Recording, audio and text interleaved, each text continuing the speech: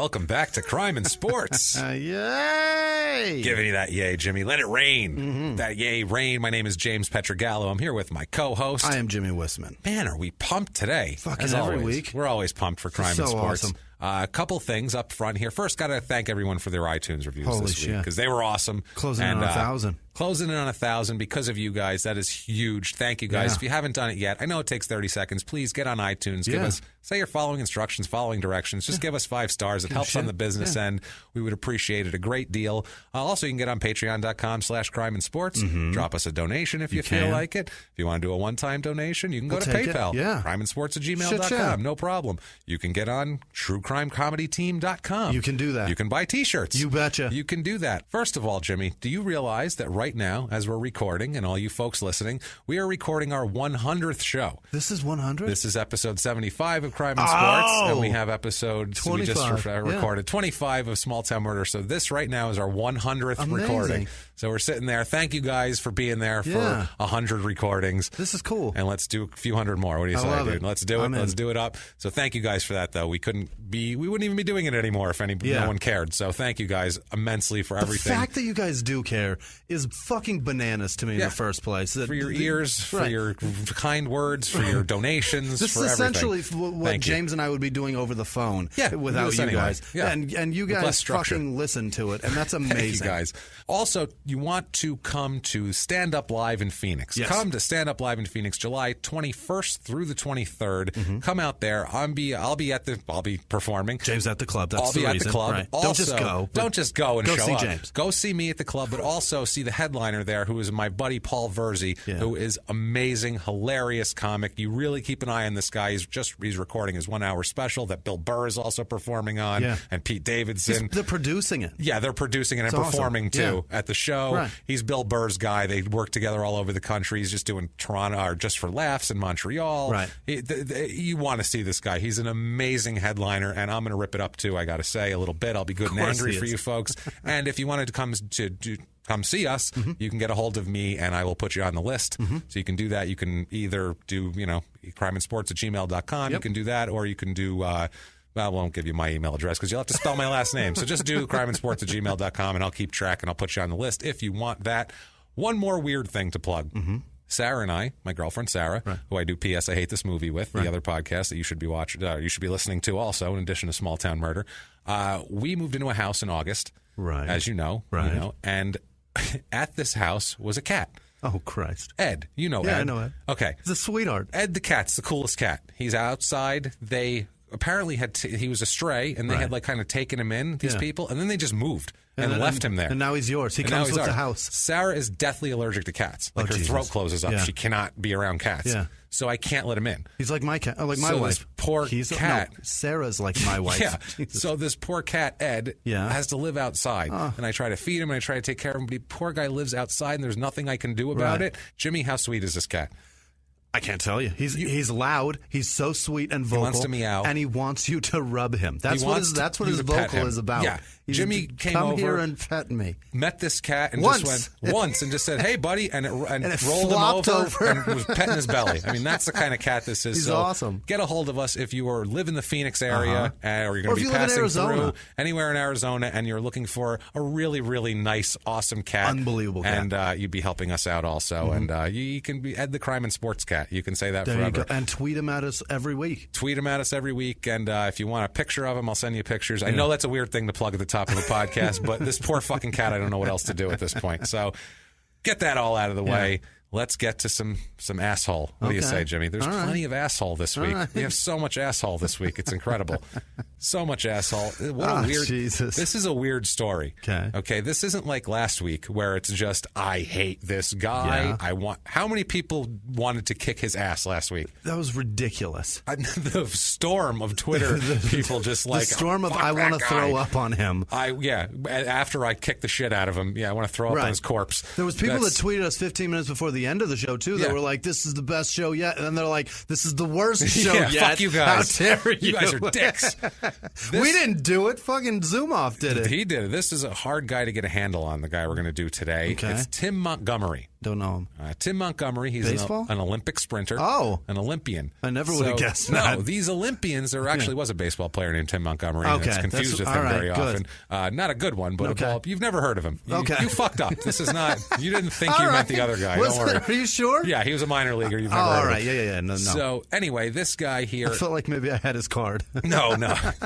He's an Olympian, and these Olympians are weird. It's such a different culture than anything else. Yeah. They're like taken aside. We'll get into it. It's Here's so the thing strange about baseball cards, though, too. When you had if you loved the A's, or let's say you loved the Orioles, there was like 4 people that were, but every team had like 6 or 8 people that they'd put on the baseball card. So you'd always have a couple that were fucking useless. Bums. Yeah. Well, also too, they'd bring up they'd put out cards of guys that they thought were going to be on the team, and then they got sent back to the minors. So then you might have a Tim Montgomery. Yeah, you might have had a Tim Montgomery card. Well, that's my point. This Tim Montgomery, different guy, born January 28th, 1975 in Gaffney, South Carolina. Ends up growing up to be 5'10", 160. He's a sprinter, so he doesn't have to be a huge guy. Not like a lot of the guys we talk about he's enormous. Right. None of that stuff here. As a child, he's always he's always fast. Yeah. That's the thing. Like, this sprinting isn't something that like you come into, like you hit puberty and then I got fast all of a sudden. Like, this is you're always the fastest guy. Like, you can't be an Olympic top level sprinter and that's genetic. Here's the thing. I used to run a lot when I was a kid, and I was fast as shit. Yeah. And then I got into puberty when and it gets worse. Well, I got into puberty and I didn't grow, and other people grew and their legs were longer. So I was still fast. I looked fast as shit because my legs were really moving. Yeah. I just wasn't going anywhere. This guy has international speed. Yeah. Internationally amazing speed. Okay. Like, it's a different thing. Like, he can beat Kenyans? Apparently so. Yeah. All right. He loved running always as a kid. Like, when he was a little kid, he'd be watching cartoons. Yeah. And during the commercial break, he'd go run around the house a few times as fast as he could. He'd get up, go run around the house. It seems like he's just hyperactive as shit. And they were like, yeah, sure, run. It's just good for you. Yeah. It's like what I do with my son. Yeah. Keep going. Yeah, run. You fall asleep early tonight. Go run it out. Run it out, buddy. He's doing this, and he has these memories where he says, I remember the wind in my face, and I knew I was fast. And he has this, they really over-dramatize his speed. That's just his parents keeping him from watching the commercials, forcing him to buy them the fucking garbage toys. Yeah. You remember those, like that monster that had the chains that you would fucking break them? There were so many shit toys. If you go on YouTube, they have 80s commercials and 90s commercials, whole blocks of them, and I'll go on there watch them sometimes. And these fucking toys were so lousy. I remember as a kid, they tried to sell them to us. It's like, it doesn't even correspond to anything. No. It doesn't correspond to a show or a movie, or it's just a weird dinosaur thing that shoots rockets out of his mouth. It's so weird. Even when they did, like, they had the Ninja Turtles shoot pizza out of their shell. Like, what the fuck? That never happened in the show or the movie. You need to buy the first turtle and then the pizza shooting turtle, and then you have to buy all the goddamn turtles. In the 70s and 80s, people started spoiling their kids. Right. The TV show didn't pay shit. No. The TV show was pointless. It was just a vehicle to get the goddamn lunchbox in your kid's hand. Toys. Right. That's it. Now, I saw this feature on him. This is the funniest shit. And I just put that together right now, mind you. I feel so bad for my parents that had to buy that shit for me. You were like, no, I want the dinosaur that shoots thing, the pizza shooting shells. They got me. Those bastards. No, they got all of us. This fucking bald white man in a suit sitting in a chair somewhere, giggling his ass off that little Jimmy can't fucking get his parents that can't afford shit to buy him this awful toy. The way they set up the commercials, too, was like, clearly, like, if you look at it as an adult, clearly this toy does nothing. No. And they showed in a commercial, like, this low angle of it climbing up a hill with a kids are like, whoa, I want that. And it's just very slowly, barely getting up a small grade hill. And you're like, that toy sucks. I have to have that, though, because I'm 8 and I don't know any better. You'd be getting home going, this toy sucks. And then your parents are mad at you because they had to buy it. It's a mess. And then they have to buy another shit toy because that one didn't hold your attention. Exactly. Right. So, and the batteries die too fucking quick. That's always. There's a feature on him that I saw, this video, that is hilarious because the presenter, the host, a voiceover person, narrator, took a while to get to narrator. The narrator of this is, I believe, Australian by the accent on him. Okay. Possibly not New Zealand. It's not England. Pretty sure it's Australian anyway. But the words they use are funny. In this feature, it claims, quote, by the age of 12, he was an illicit street racer racing for money against men twice his age. Like running? What the fuck is that? I have never in my entire life seen a shitload of people gathered to gamble on unorganized foot races. Have you ever fucking seen that? Is that what Fast and Furious 8's going to be? Right. Like that's fucking 12-year-old kids lined up. No cars anymore. We're doing this Diesel's on foot. running against 12-year-olds. People fucking betting their, whatever on it. You got the Yakuza standing behind them betting on shit. What kind of a fucking degenerate gambler do you have to be to go, I'm going to go down on the street and I'm going to bet on a 12-year-old racing an adult on foot? What the fuck? The only way to make that even semi-interesting is somebody bringing a black market cheetah and being like, outrun this shit. And when you don't, we're all going to laugh at you being mauled by it. Oh my God. And just the fact that it's an illicit street racer. Like, were the cops looking to bust up street running rings? Like, how would you even know? And this is Australia that they do that? No, this is happening in Gaffney, South Carolina. Oh, yeah, this is just the video. New the way they said Zealand an illicit street racer. And I was like, illicit street racer? I said, I'm thinking, did he steal cars? And then they're like, racing men twice his age for, and they were talking about foot races. I'm like, they're talking about foot races. What is this? At first I was like, oh, this is interesting. At 12, he's like stealing cars and racing them. Like, this kid's, this is going to be a good story. In the streets of Gaffney. He's racing. What the...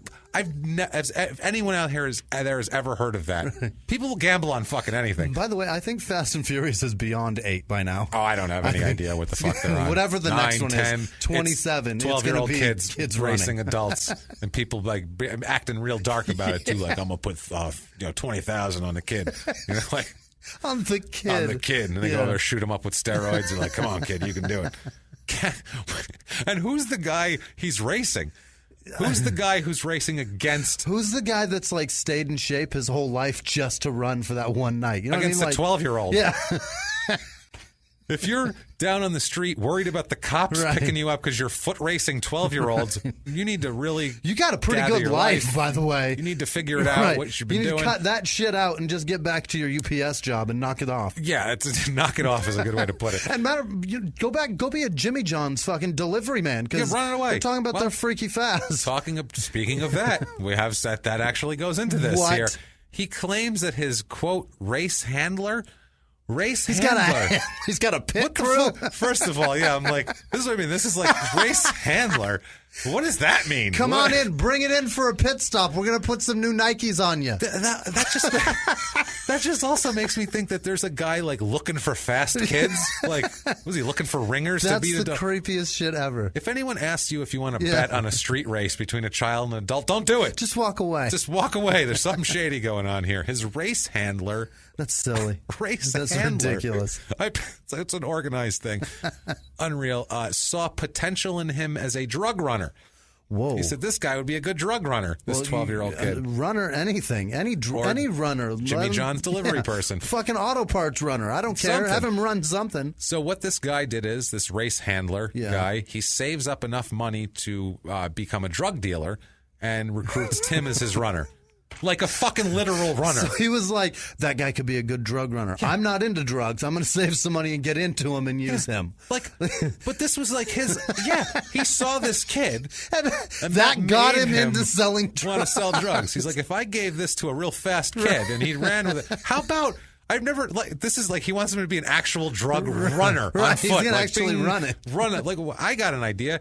Get anybody with a car. Right. A drug runner now. They're faster. It's quicker. It's less suspicious than a small child running through the streets with a shitload of drugs. Backpack of fucking coke on his back. It doesn't seem okay. But this is hilarious already.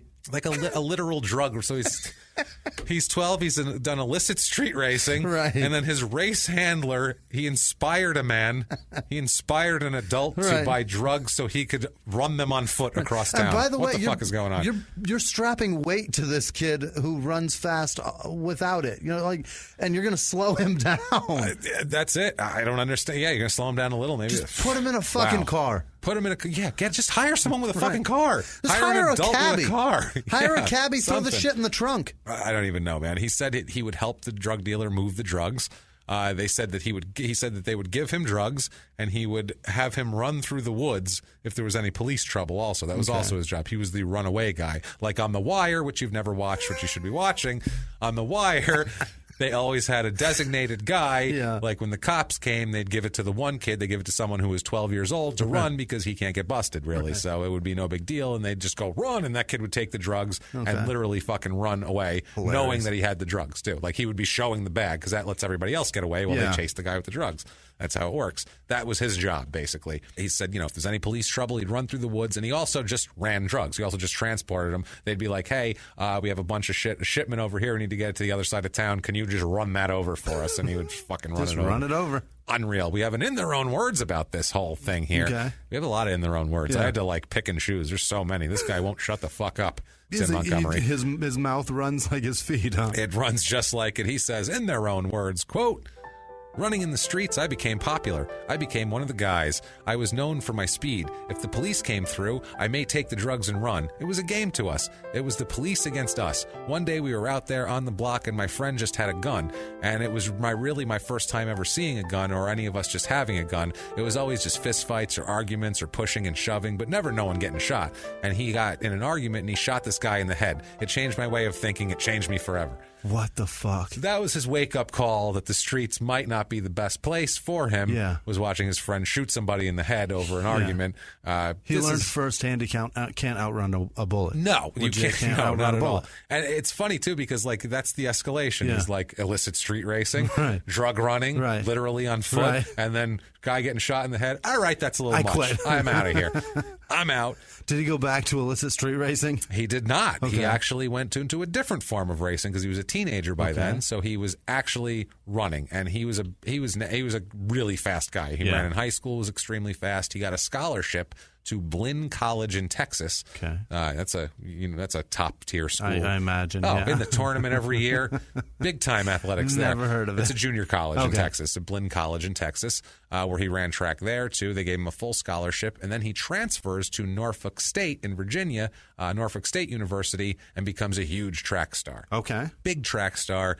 It's sports in a smaller, because Norfolk State isn't exactly, Texas or Michigan or Notre Dame or somewhere like that. Yeah. So I'm sure they don't have a nationally recognized quarterback or anything like that. I've never heard of it. If you're a really fast guy in track and you run for Norfolk State, you're like big man on campus. Oh, I'm sure. People respected him. They looked up to him.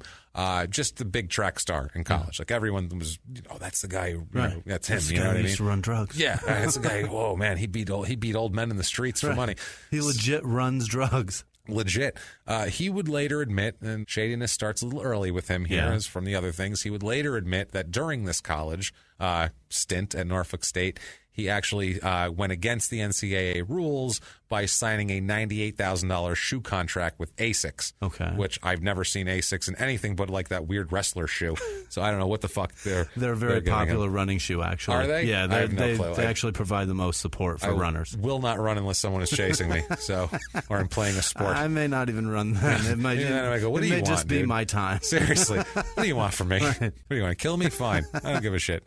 You know how much shit I gotta put up with every day? This might just be a fucking blessing. Do me a favor. Yeah. Okay? Tell you what, I'll turn my back. Yeah. You do what you gotta do. Guess who's not scared of death? Yes. I kind of welcome it sometimes. There are definitely days that I'm just like, I don't give a shit. Whatever. I don't fucking care. Do your worst. Do your worst.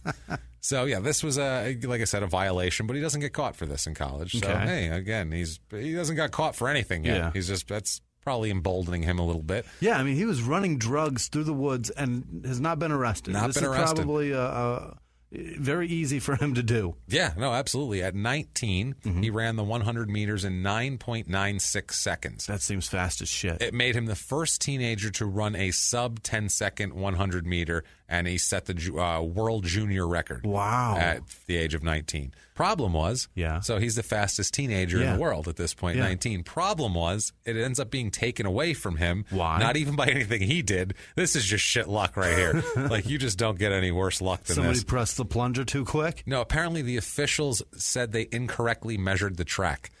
Shit. The track he ran 95? The track was 3.7 centimeters short.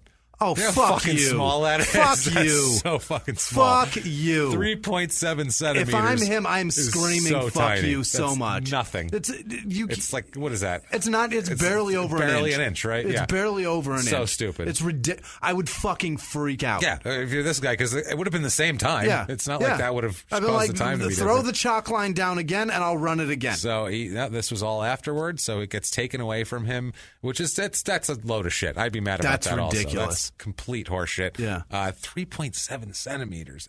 Fuck, imagine that. I'd lose my fucking mind. I would too. That's insanity. So he's a little upset about that, but whatever. It's got to be official. Yeah. It's got to be official. So I guess if you're the next guy or the guy whose record he broke, you're like, hey, I ran it on a full track. So whatever. 1994. Yeah. He's second at the JUCO Indoor Games, junior college, whatever. I got it. JUCO, yeah, not no. That seemed JUCO. a smidge racist. No.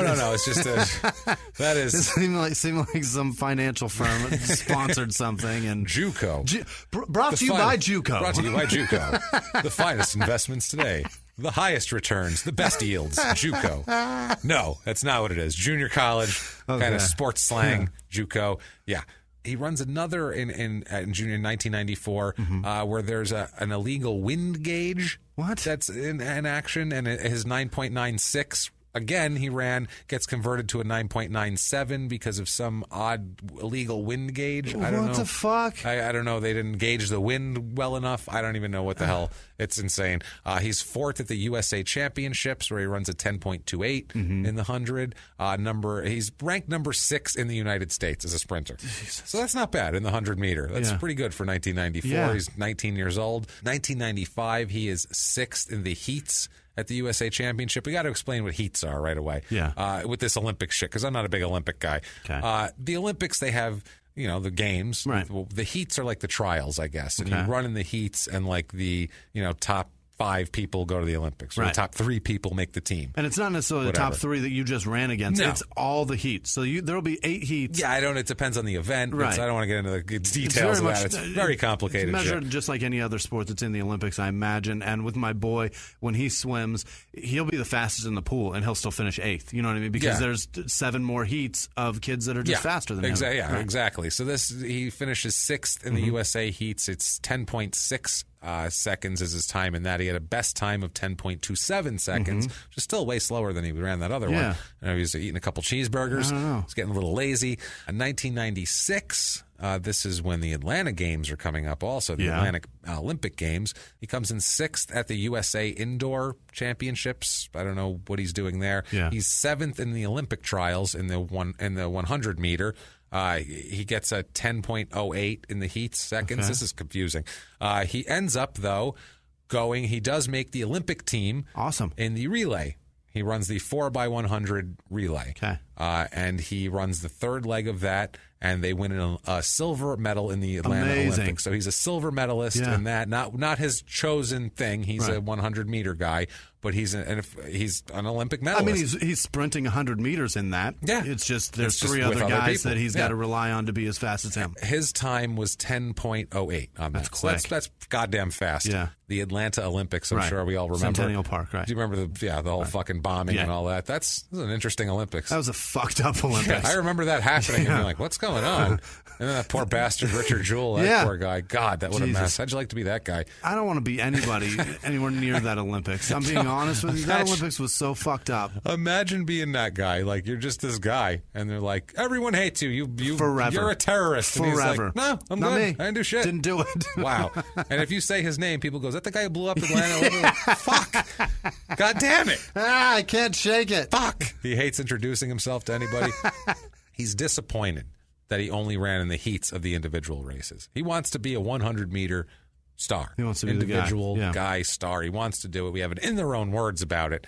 We have it in their own words here. In their own words, quote, I really wanted to be this great sprinter. but I really didn't want to put in the work to be that great sprinter. That's just in their own words. So that's why he's saying, a comedian. That's why he doesn't realize he's doing it. Yeah. He'll say several things where you're like, yeah, idiot. You're being dumb. Did you know that was funny, how stupid you are? And he just doesn't get it. The other thing is, that's basically every comedian. I want to be a great comedian, but I don't want to put the work in to do it. I don't have to, write and stuff. I don't have to fucking go do mics and fucking perform. Well, and that doesn't make you a good really comedian. Hard. Performing for 8 people at a bar doesn't make you a good comedian. You have to write, and that's what they don't want to fucking do. They want to go out to the bar and drink and hang out with their friends. They don't want to do the hard 8 people. part. Those are all comics, too. And they all laugh at your joke because they're like, that's a great joke. Yeah, or they're trying to snow you into thinking you have a great joke. It's going to keep him from being better than me. Exactly. Right. That's what it is. So I hope they're not doing the same thing here. But he's the guy who doesn't want to write. Yeah, he just wants to go do karaoke after the bar, the open drink mic. $4 beers. Exactly.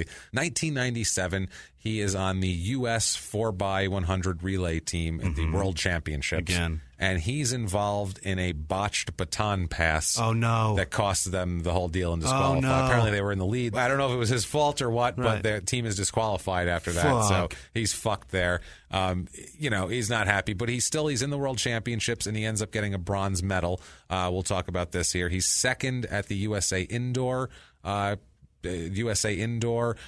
Championships. He wins a bronze medal in the World Championships, running a 9.94 meter, which is faster than his original one. And he was also on the second leg of that team that didn't finish because of the baton problem here. Relay, right. He was apparently Tim was the passer. Okay. From what I've gathered here. He was the passer. He was trying to complete the pass to a guy named Dennis Mitchell, and it didn't go over well, and they were disqualified. Ranked number 4 in the world, number 2 in the U.S. as a sprinter. Did you ever have to do that when you were in middle school and high school? Yeah, I remember that shit. Yeah, it was so fucking hard. It is. It's hard. And they make everybody do it together. Yeah. And there's always the fucking asshole that's unathletic in every capacity. And they somehow I always got paired up with that person. I've got my hand back, and I'm looking forward because that's what you're supposed to do. You're not supposed to even look at it. Yeah. And this asshole goes to every off a football. Every fucking time you hear him coming, you glance back and see that they're coming, and then you wait for that pitch, and every time I felt the wind blow by my hand where they missed my How do you miss the fucking hand? I'm not running. That's not a sport. If I'm running toward a basketball hoop where I'm going to try to, that's a sport. Or if there's a guy trying to tackle me, that's a sport. I can't exercise isn't sports to me. I will not competitively exercise. I'm not doing that shit. That's essentially what this shit is. I'll do more Stairmaster than you. No, I don't want to care about that shit. I want to compete. It's ridiculous. It's like golf.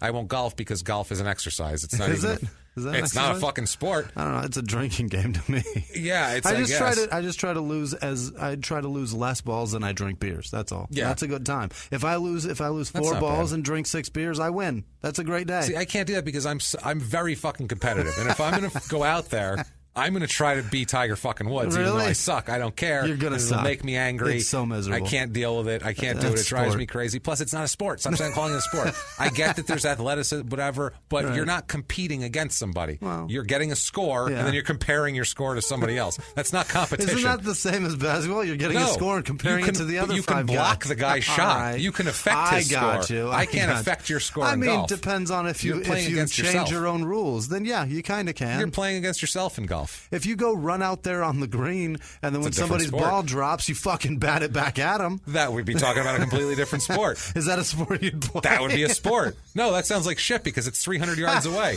Of course they're going to get there before you. They're in a cart racing, and you're hitting a ball. They're going to go down there. But yeah, that's not a sport. Anything where you're not, you can't affect their shit is not a sport, in my opinion. You have to be able to affect what the other person is doing and vice versa, or else you're just jerking off and then going, hey, how big's your load? Mine's this big. All right, good. That's all you're doing at that point. Fucking golfers. How big's your load? You're public lawn jerk-offs. That's all you are. You're going to go out on the grass and whack off with each other. Shit. That's right. If anyone's listening on the golf course, you're a failure right now. You're not an athlete. You're not. You're not an athlete. Look down and you're wearing pants. You're wearing fucking dress pants, as a matter of fact. You're wearing dress pants and your shoes are shiny. You're not a fucking athlete. Not at all. Not at all. No, I don't know if they're an athlete, but I consider that a sport. No fucking way. I've always gone with the rule: if you sweat while doing it, it's a sport. then pinball's a sport. Fucking yeah. No, you can't affect his shit either. You have to be able to block a person. Go unplug that shit. Or intimidate them or something. Yeah, that's true. That's a block right there.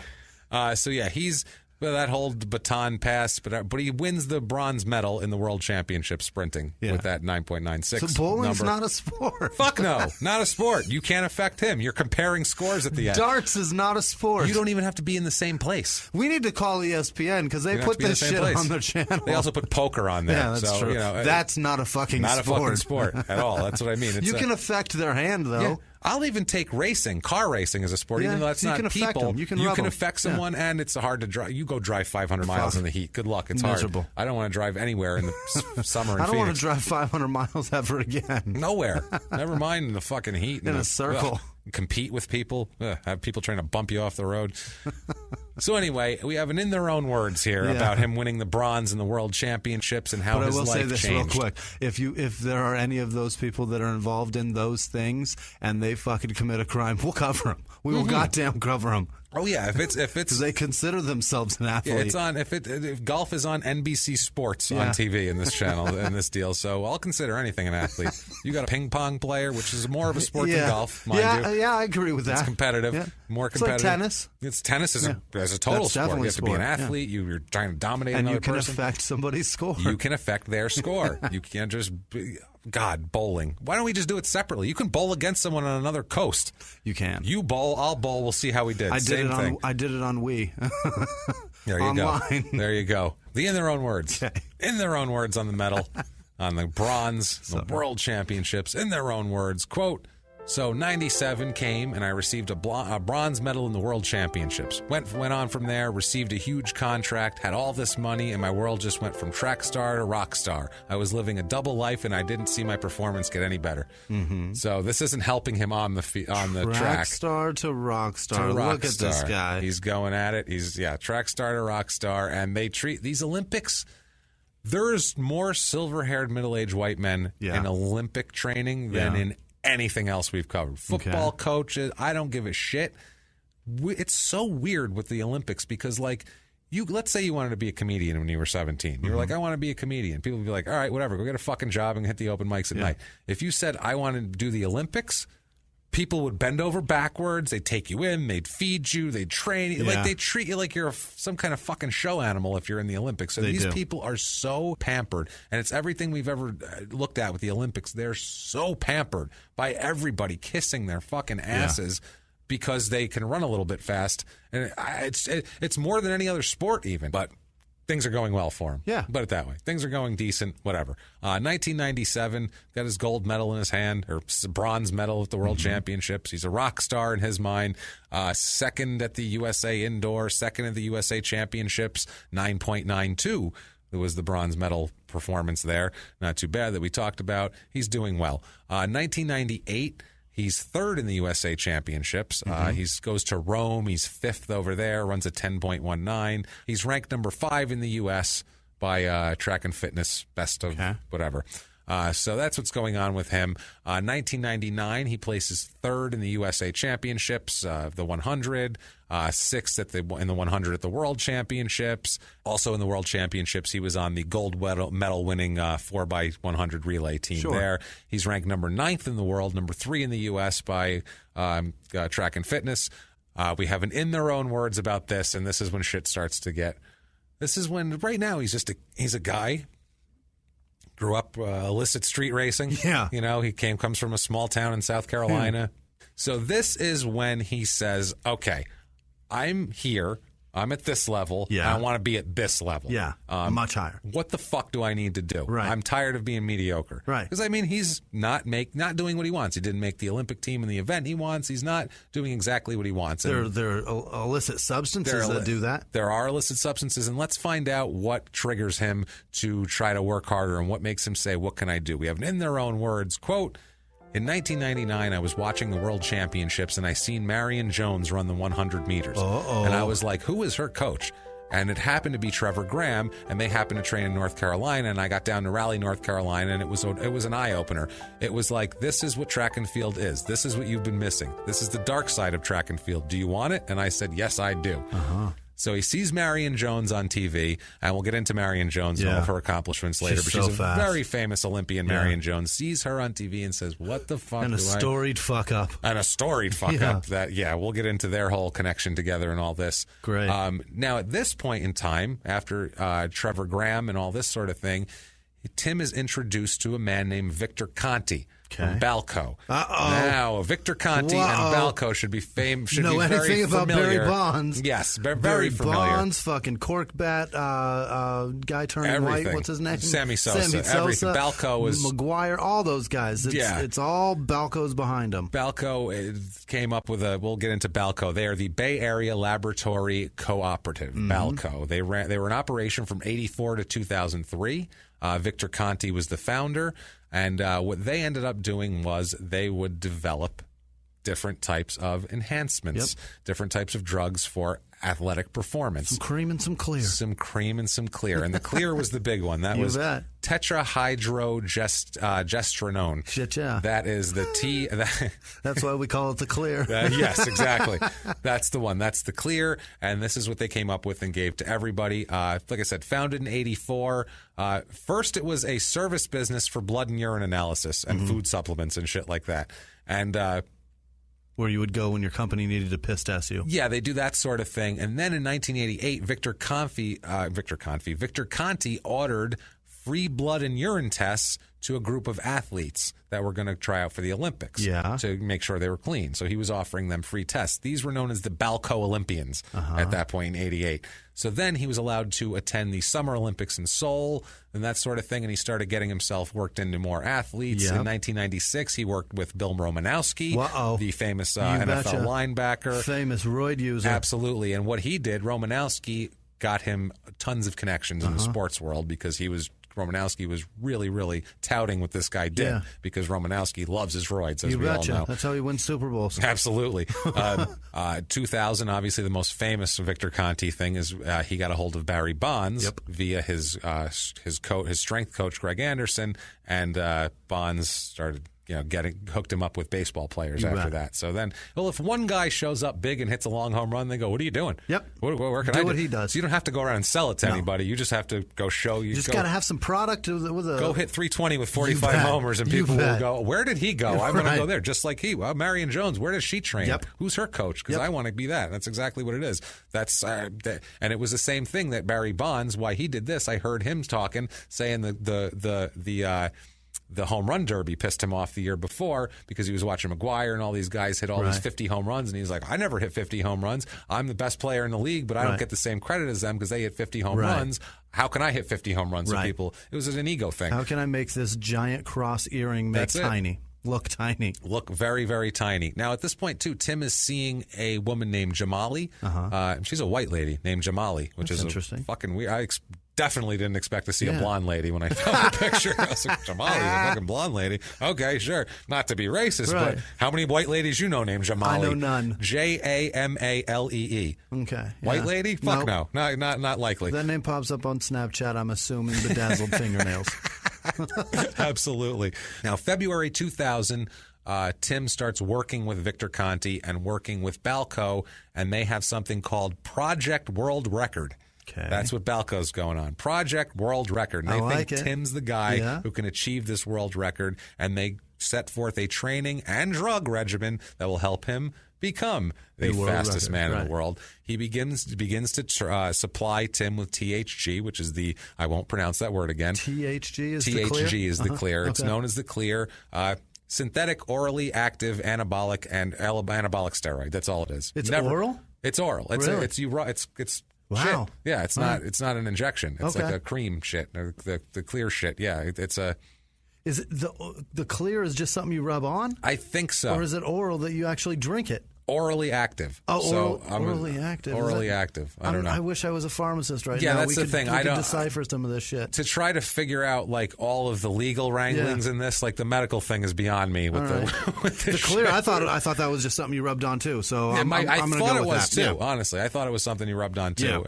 Orally active. That makes it sound like you drink it. That makes it sound like you drink it or swish it around in your mouth or whatever. But they never marketed it. They kept it for this purpose. They didn't. They're going to put it out to the general. I want everybody to know about it. Yeah. So we have an in their own words about this and how everything changes now. In their own words, quote, "Once I got on performance-enhancing drugs, that was the biggest key to performance. I took Victor's word as, hey, take this here, you're going to run fast. And I didn't care if it killed me or what it done to me. All I wanted was speed. All I wanted was power. I was always looking to be the best and chase the best. 1.6 billion people. I achieved something. And a lot of people will say, well, you achieved it in the wrong way. And I tell them in my heart, I really don't feel like I did. And I'm telling the truth. I really don't feel like I did. Everybody on that line, 9 times out of 10, was doing the same thing I was doing. I don't disagree with Fact. Yeah. The track is the dirtiest shit ever. You bet. It's if you see a guy run real fast and do something, you just go, well, within the next 5 years, he will be stripped of those medals, guaranteed. Doesn't matter. Because he did something. Right. Usain Bolt is the only fucking guy so far, and I'm waiting to figure out whatever the hell. There's a trick somewhere. I'm waiting to figure out what his trick is, exactly, because you don't just make everybody is this, and then one human being is just a little bit. That doesn't happen. One that guy way. just pulls away from the entire field. How the fuck does that happen? It's weird, and so be very suspicious of people when you see them, because they're all... But here's the thing, too. I don't care, I don't give That's a the fuck. other thing. I don't give a shit. I want them that fast. I want to be blown the fuck away. And if all 10 of them are doing it, I'm like, fine, fuck it. What do I care? Good, run. Then It's that unfair guy to the took guy more. who's not doing it, but I mean, hey, I don't know what to tell you. That's the only thing, is it's unfair that the guy who's not doing it should be, penalized for that. But at the same time, well, you're fucking running. I don't know what to tell you. Go sell cars then, dude. You are being paid money to race people on foot. Like, what kind of, that's not a job. That's not a job. No, it's not. It's people drive forklifts and shit. Like, that's a job. This is not a job. You got a business card that says runner? I Fuck run you. places. Like, so whatever. You might have to do that. The funny thing, too, is he's having a hard time with all this, like becoming...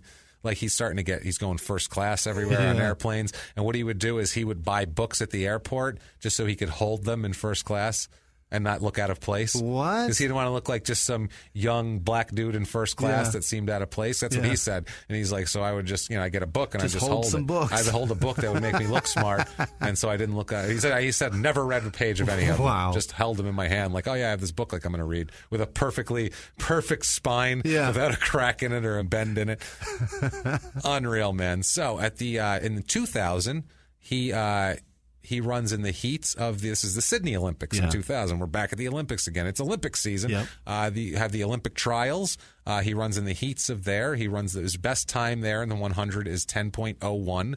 So he does not make the 100. He's sixth. So he's cut off from the team. He doesn't make the cut running a 10-second 100. Nope. Wow. That's so fast. Doesn't make the cut. He does, however, make the team in the 4x100 relay team again. He makes that team. For some reason, he keeps making that. Put some pads on this motherfucker and make him a running back. No shit. He's so fucking fast. 5'10", 160. He'd get broken in a minute. Listen, man, they're smaller. He's willing to do steroids. Yeah. We get that. So get him in there. Fucking stick him up and get him out in the backfield. He'll get bigger. There you go. He'll get a lot bigger, mister. So here he is. He's doing that whole thing. He wins the gold medal in the Sydney Olympics with the 4x100 relay team. So he's a gold medalist. Olympic gold medalist. Is this Grace? Boom. Not yet. Oh, it's not even close to Grace. We have a mountain to climb. This man is a runner. He's a runner. He's going to be running a lot. Now, at this point, also, he's with Jamali. They're having a nice time. They have a daughter in 2001. Okay. So he's a gold medalist. Yeah. He's got a nice woman there. Yeah. He has a daughter. Tamaya is his daughter he has in 2001. Very nice. Seems good. Everything. Timaya. Yeah. Got it. Yeah, she's a junior. That's exactly. I was going to say that's as close as she could get to. She could get to junior without naming his daughter Timothy. Right. So unbelievable. So they have that daughter. He says from 2001, from February 2000 to June 2001, is he was taking testosterone, HGH, the clear. He's taking everything that Balco is giving him. They're just running him on a regimen, trying to really get him to a world record. Yeah. So 2001, he's racing everywhere. The Outdoor World Championships, he gets a silver medal. Yeah. Runs a 9.95. Runs a 9.85 anchor leg on the gold medal winning relay team at the Bislett Games in Oslo. Okay. He runs that. He wins a silver in the World Indoors. He's just winning all sorts of shit. He's ranked number 2 in the world and in the U.S. So the number 1 must be in the U.S. because he is number 2 in the world and in the U.S. runs a 10.27 at the Goodwill Games. Not that great, but unless both 1 and 2 are Americans. Well, he's 2. Yeah, that's what I'm saying. If both and 1 and 2 are Americans. Yeah, it's going to have to be. And I think it's Maurice Green, the guy who's the current. Gotcha. He's the current at this moment world record holder for the 100 meter. Yeah. And wait, you said Jamali is a white woman? Jamali's a white woman. So he's got himself a beige baby. He's got a beige baby. I love it. He's learning. He's doing it. Yeah, good job. So right now he's doing well. He's got a beige baby. He's winning gold medals. Great. Yeah. Kid's cute as shit too. I'm sure. I can't imagine she's ugly. Cute. That's an adorable girl. He runs a 9.92 at the Prefontaine Classic. Yeah. Whatever the fuck that is. He's in Zurich. He's in Brussels. He's in Oslo. He's doing it. He's traveling the world first class with a phony book in his lap. Yeah. And running around, jacked up on roids. Yeah. He's got a life right now. This isn't bad at all. He's running through all these white countries. Is he knocking up broads? Oh, God, yeah. All over the place. Oh, yeah. No, he's not knocking anybody up. He's not knocking anybody up. But he's running through China, for sure. Yeah. Yeah, definitely. In 2002, before the season, he leaves Balco. He leaves Conti and Balco over a dispute over $25,000 that he owed in fees. Which seems Balco like they've says earned he owes? Yeah, it seems like they fucking earned it. Pay up, motherfucker. Yeah, Conti says, quote, he wanted to pay half and the other half next year. He wanted the money so he can open a strip club. What? So that's what this idiot wants to do now. What are you doing? Now he's being an athlete. Oh, Christ. Before he's like, I'm going to open a strip club. Not now even he's athletes don't open them. Athletes just go and make it rain on the hose. You know what I mean? Yeah, that's retired athletes open strip clubs. Yeah, that's true. It's not current. That's true. While you're in, you shouldn't be. You just go make it rain. You should be going to them. Right. When you're out, then you start them or car washes. That's your gig. Definitely. So he wins the 60-meter silver medal at the World Indoor Championships in Lisbon, in Portugal at one point in 2001. He also wins his first United States 100-meter title outdoors in Eugene, Oregon. All right. So he's becoming the fastest. He equaled the then at the time third fastest 100-meter time in history on July 13th, 2001 in Oslo with the 9.84. Wow. He said, when I saw the time, I just couldn't believe it. It wasn't a good race. It was a fantastic race. I felt very confident in the heats, and I thought I could win. He was like, and he went out there and he kicked some ass. Then that 9.84, he ran that in a pair of shoes that wasn't his. What? He forgot. He says, quote, my luggage didn't show up, so he had to borrow a pair of sneakers from Marion Jones. Wow. Because that's his training partner. He and Jones were the same size shoe, So they apparently. were the same size shoes. So they were the same. So lucky for him, they were the same size. He went out there in her shoes. He ran pink shoes down the front. And ran the third best time in history. Incredible. Maybe it's not the drugs. Maybe it's not your training. Maybe it's just her goddamn shoes. Maybe she's just an insane. She had the pump tongues and everything. Let's find out about her. Yeah. What do you say? Let's do that in a second here. Because in 2002, he begins a relationship with her. Not only are they training partners, they get together. They're banging. Oh, they're more than banging. They're having a good time here. All right. He said they became an item after spending several hours talking on a flight to Rome. What's Jamali think about this? Well, they're having problems and kind of breaking up. And he's like, I'm going out with this international track star. Fuck Jamali. Yeah. Which is shitty. Jamali was there for him. Jamali was Jamali. Yeah. He was there she was there for him when, when he needed her and when he was trying to build himself, and now that he's Mr. fucking rock star, he's going to go bang Marion Jones. It's kind of a dick move, I think, at that point.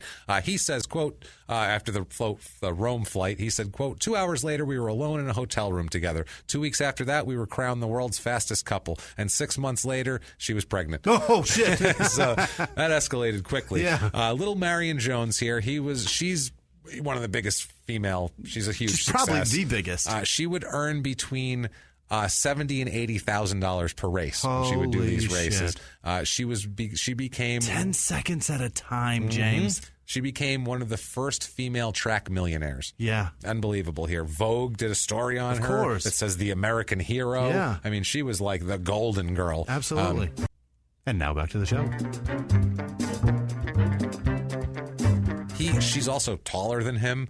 He's only 5'10", and he's kind of a he's a fast guy, but he doesn't come from he's not well educated. Right. He's not he's just a street guy that ran races against old people. Legit street guy. He's a street urchin from South Carolina. So, he also felt that there was a weird dynamic here because he felt that she was a better athlete than him. Ouch. Also, for these people, ego's a big thing with this. I'm faster, she's faster, all this shit. It's a little It's a little weird here. And she was so successful at this time. Here's a quote that I won't do it in their own words, but it's just amazing. A quote about how successful she is. He says, quote, "I remember cleaning out her car one day and I found a check for $45,000 and it was 6 months old." Whoa. He said she forgot all about it. She was making so much good money that she didn't even take care of it. And that was and she was very generous with it. If you were in her good graces, she'll give you the shirt off her back. She was like, take that 45. Yeah, she just forgot about it in the car. That's incredible. I've heard of comedians doing that too. I know comedians where I know their feature and they'll be like, I was over at his house. There was a check on the table. I found it was $60,000. It was 4 months old. Jesus. It was under some shit. He didn't even care. There. Didn't even give a shit. That's how much money. It's like, wow. And I'm going, patreon.com/crime and sports. I'd really like some health insurance, please, so I don't fucking die from a cold. And these people have so much money, they forget where their money is at. Jesus Christ. Unreal, man. So September in 2002, September 14th, they're in Paris for a race.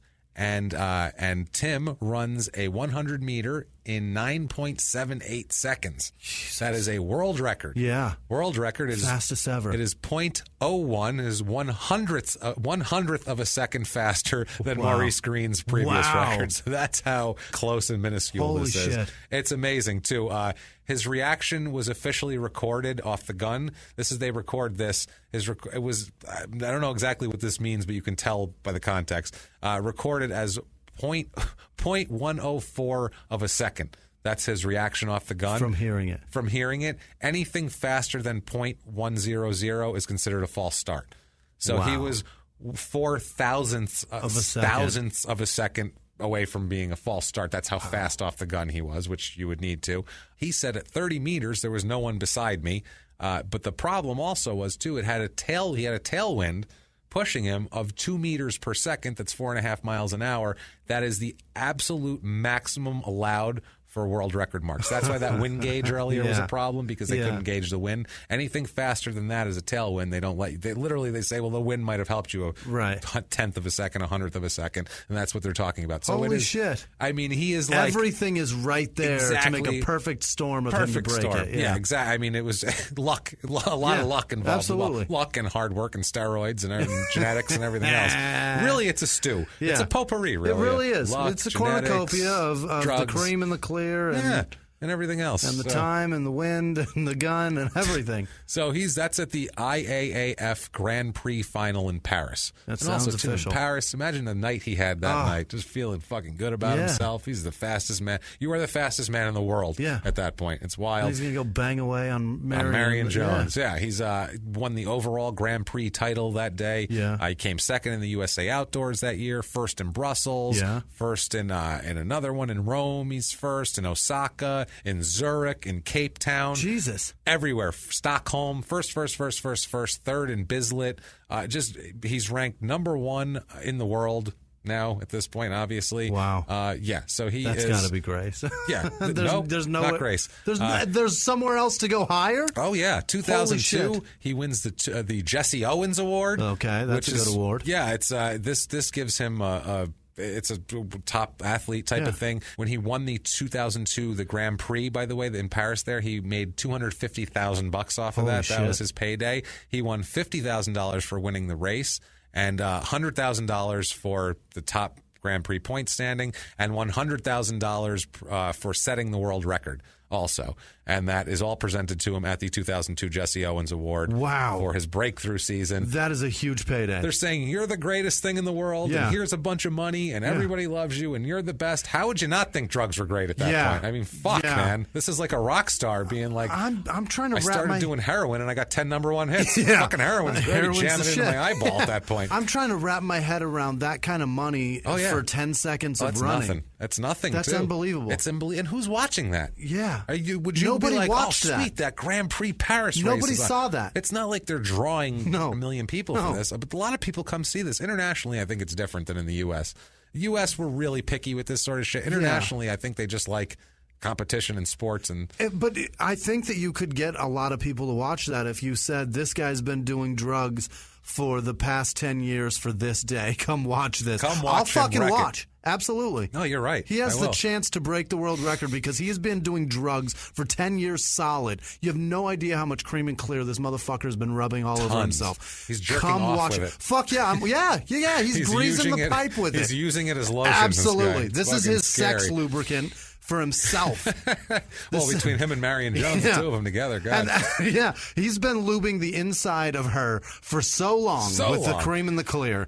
Come watch this. So 2003, I'm watching. 2003 is the runner-up at the USA Indoor. He's 5th at the World Outdoor, 2nd in Mexico City, 1st in Osaka. Ran the anchor leg of a relay for the U.S. again, where they won a thing and. Big deal, right? He's ranked number 5 in the world by 2003. And the anchor leg's the one that's the guy that's the important one. Yeah, that's the guy that you need him to pick up some. You know, in case the other 3 fucks cost us a little bit of time, this guy can make it up. So that's the big deal. Now, 2003. He appears on Oprah. What? Oprah. Tim and Marion appear on Oprah together. He's hanging out with the richest black women in the world. Marion Jones and Oprah. Yeah. It is the biggest fluff piece. Where are the Williams girls at? Oh, it's the biggest fluff piece ever. Like, I'm surprised Oprah, when they sat down, didn't say, "Can I get someone out here to just jerk him off?" We've said somebody jerking off 8 times cream in the tonight, clear and somebody just fluff him up. Feed him grapes like a king, please, because we love these people so much. Total fluff piece. They're introduced as the world's fastest couple. Wow. And everything. And they just had a baby together. Jesus. They just had a baby together. One guess on what they named the baby. Oh, boy. Is it a boy? It's a boy, okay, Jimmy. It's definitely Junior. It's Timothy. It's Timothy Montgomery. Come on, it's a fucking Junior. You think this guy's not going to name his kid fucking Junior? Of course he is. He named his daughter Timaya, for Christ's sake. And she had the fastest birth ever. She had the fastest pregnancy ever. And these two are amazing. They made a big deal out of how the baby was 3 weeks early. Of course. And I was just about to say that. Her baby childbirth was actually very fast. Really? It was a very fast birth. It was. Yeah. They made a huge deal out of it. Because Tim's been banging that thing for the past 9 months. Yeah, he's been working it. They make a huge deal that Marion lost 25 pounds in 2 weeks after the baby, which is incredible. Oprah's like, obviously, her weight struggles are begging for documented. Tips. She's like, holy shit, that's amazing. So that's a big deal. You just give me your diet backstage and your workout regimen. I'll do the same. They appear with the baby. They come out with the baby, and Oprah's going, "Oh my God, he's so cute, and you guys are the best, and holy shit." Marion says, Beyonce and Jay-Z. Oh, that's what they are. Yeah. They are Beyonce and Jay-Z, but not like they're like of like the most upstanding nature. They're U.S. Olympians. You don't get any more pure and put them on a cereal box than that, man. That's fucking Mary Lou Retton type shit right there. You know what I'm saying? They talk a lot about how Marion trained every single day she was pregnant. She trained every day, which I find wow. That's I don't think crazy. She did. Tim says at the moment, because she's asking Tim, what are your training regimen? What do you do? And he says he trains 6 days a week to do track. He trains with heavy weights a lot to get strength, but then closer to season, they talk about using lighter weights and wanting more explosiveness is what they're going for, but they want strength from before. They talk about their whole relationship with Oprah. They're sitting there having Oprah saying how great you guys are and how'd you get together and your kid's so cute. You bet. Can it get any better than that? I mean, it's ridiculous. Marion says, quote, "We just fell in love with each other, I think, instantly. And obviously we have a common bond with track, but there's so many other things we enjoy doing together, and we're happy, and Monty is a result of that," because they call the kid Monty. That's what they call the little kid. This is going to be the biggest downfall ever, I think. Yeah. Oprah says, "What's your goal for this?" They say, "Our goal is more gold medals. That's all we want is more gold medals." That year, Tim wins an ESPY award. Oh, my God. On ESPN. He's on goddamn ESPN winning an ESPY award for athletic achievement. For cutest baby ever. Cutest fucking baby. Tim has his very own Nike commercial. What? They give this fucking guy a Nike commercial, and I watched the commercial.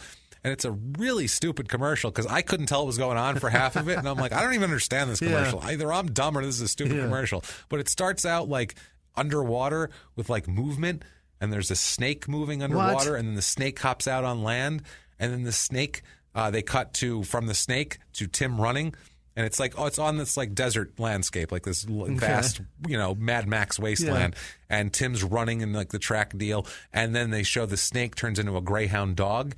Oh, my God. And then they show Tim running, and the dog turns into a horse. Yeah. And they show a black horse, of course. And so was the greyhound. It was black, too. Like, well, it doesn't matter what color it is, for Christ. But they were like, we need a black one. And Seriously, it was a fucking water moccasin snake. It was black as fuck, the snake. They do all that. Turns from a horse to a motorcycle. Oh, Christ. And then to a bullet train. And they don't show Tim anymore, but they show like a path in the track. The trail goes. Track goes through the mountain. Okay, like a tunnel. A tunnel. Thank you.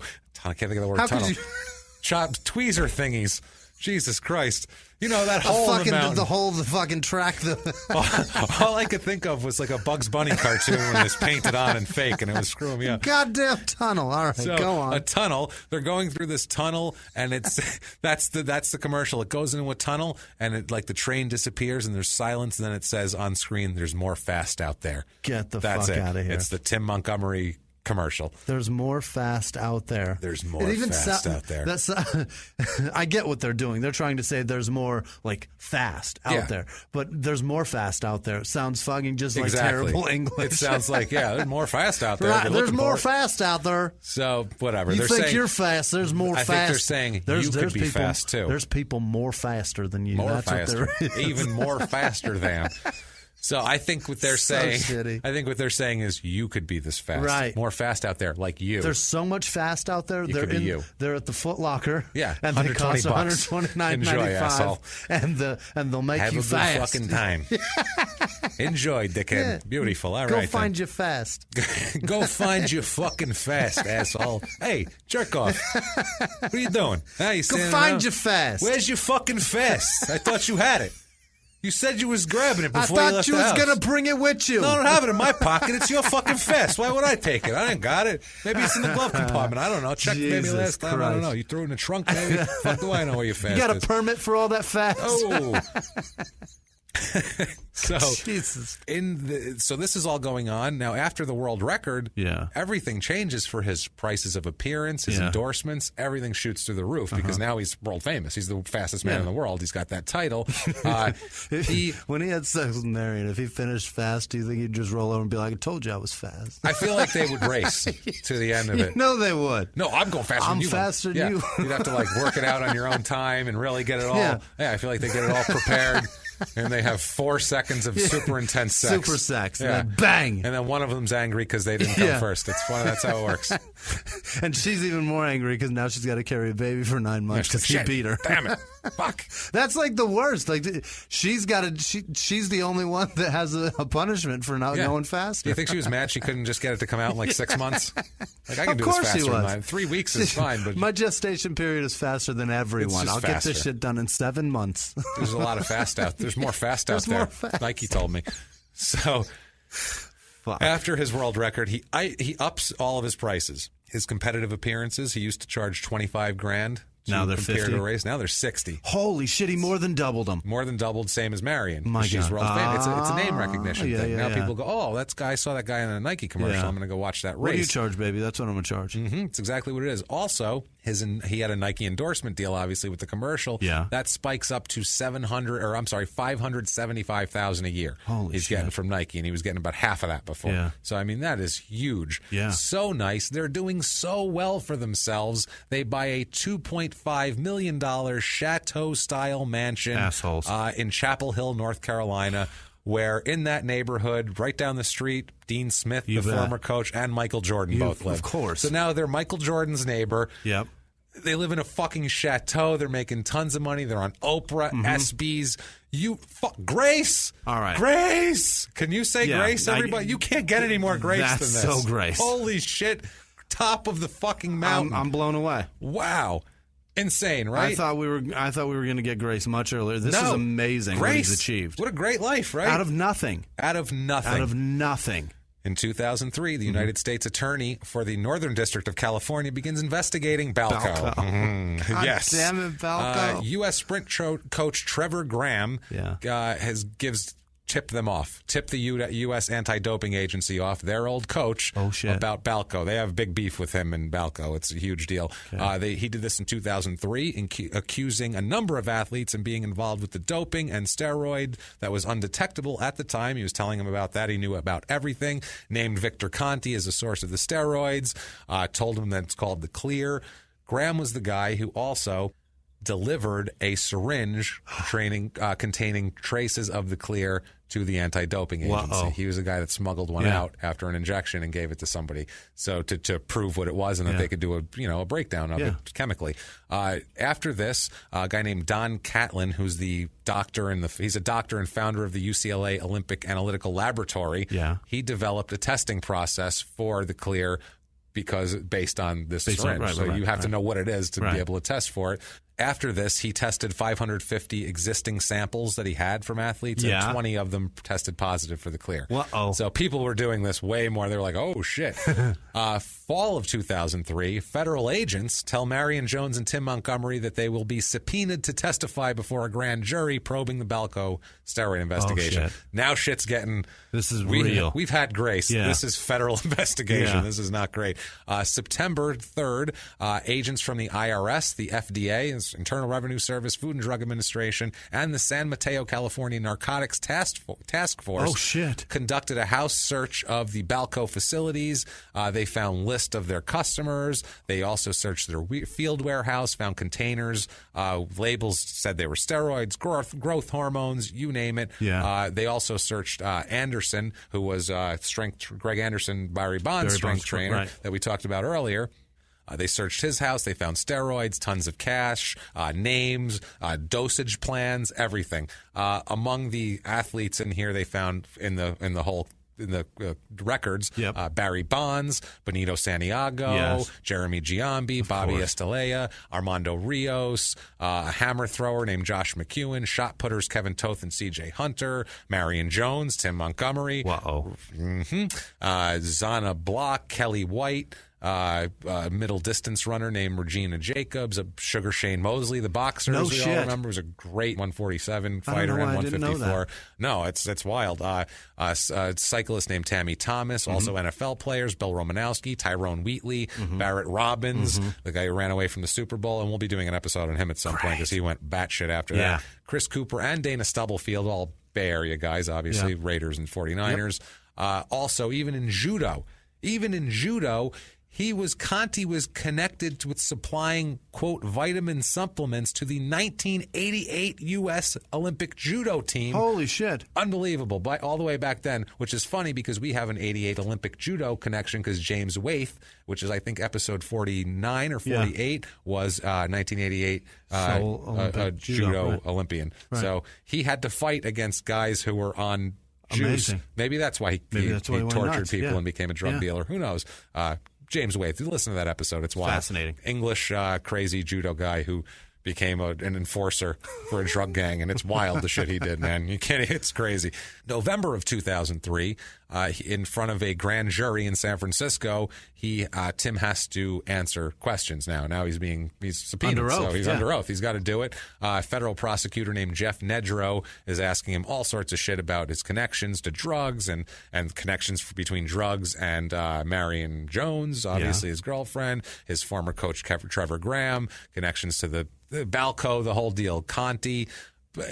He tried to kind of go around things at first. Montgomery was hemming and hawing, but eventually he just said everything he knew. Because he's under oath. What the fuck's he going to do at this point? So he admits using PEDs. He admits using the steroids himself. Good. Which is not real good for his career. But, at least you got to do it. He told everything he knew about everybody in that. Now in 2004, this is the same year, they have the U.S. Olympic track and field trials for the Olympics. They're both trying out for it. Marion Jones is expected to qualify for the 100 and 200 meter events, and she's like the most badass. And she only makes the cut for the relay and the long jump. She doesn't even make the cut. And Montgomery fails to qualify for anything at all. Nothing, not even the relay. This is this is the happens. very next year in baseball. You know what That's I mean? What I mean. Everything just slides. Why does he have 22 home runs this year? Hey, Luis Gonzalez had 57 last year. We've talked about this before. Hey, come on, Brady Anderson. Hey, where are you at? Come on, what the fuck, dude? Why aren't you hitting so many this time? What happened? So, best he did was finishing 7th in the final for 7th in one of the heats. That was the best he finished. Now, what they're trying to do is they're trying to ban him and her from international competition. They're trying to do all this. It's the way it is. Montgomery, what he does is It's a never-before-used clause that he asked that the case bypass the U.S. arbitrators and go directly to an international body called the Court of Arbitration for Sport, which is just a strategy here. His lawyer here, Howard Jacobs, said, quote, "By turning to CAS, we hope that Tim will have the best opportunity to clear his name in a fair and impartial proceeding." So he's thinking he's going to get less fairness in the U.S. Of course. Is what it is. In 2004, he does come in first in Martinique at 10.08 and a sixth at the Nike Prefontaine Classic. So, I mean, it's not terrible, but he's not the fastest man in the world. August 2004, this is before all this is going down, there's a Marion Jones Nike ad, and Tim was supposed to be in it, and he's cut out of it. Yeah. He's getting so much bad news. And those rides home from all these meetings and all these races have to be so fucking uncomfortable. Yeah, it's one of these things. The ad showed, this is the ad, it shows there's a girl and a little boy and a little girl. They're coming up to a haunted house, and a scary character emerges, and the girl runs away sprinting and turns into Marion Jones to get away from her is the basic deal. Montgomery was supposed to be the boy, and they just cut him out. Like Hansel and Gretel, but they run. Just gone, out. Now it's just Gretel. They say it's common practice. Hey, you shoot a lot, you never know, which is true with commercials. But sometimes things get edited. The whole point of the commercial was supposed to be a girl and a boy, and then it's just a girl after a while. So it was clear what happened there. July 15th, 2005, Victor Conti and Greg Anderson both cut plea deals. They plead guilty to illegal steroid distribution and money laundering, and to avoid the trial, because the trial would have been a mess. Oh God, they would have. I wanted that on True TV. Oh, that would have been amazing. just to see Rafael Palmeiro go sit on a fucking stand. That'd be great. That'd be point at somebody now. Conti spends 4 months in prison. Anderson is incarcerated for almost 14 months. Yeah. He's released in 2007. The day he is released in 2007, by the way, is pretty funny. That is the exact same day that Barry Bonds is indicted by a federal grand jury on perjury counts. Hilarious. Obstruction of justice for lying about his steroid use. Tim admits later that he was, now at this point, he admits that he was on a heavy regimen of steroids and everything else, testosterone, HGH, leading up to the 2000 Olympics in Sydney, which the gold medal winning of the relay there. He says at the time the source wasn't Conti and Balco, but he did say that they did provide him with other stuff, with other designer steroids, but some of the things he was on at that point weren't theirs because he came in later. He says, Conti says of Montgomery, "I didn't meet him until I got to Sydney. I actually met him inside the Olympic Village. I was working with other athletes, including Alvin Harrison. Someone came out and got me and took me in. Later, we got a cab and we talked, and I gave Tim some of the clear." Okay. So he's like, "Hey, I got this shit for you." There it is. There it is. What they would do, the drugs at this point, they would come through Trevor Graham, that ex-coach. He would arrange for his athletes to, he'd get it through Mexico then. A former Mexican discus thrower who lived in Laredo, Texas, he'd go down and get the steroids and take them across the border.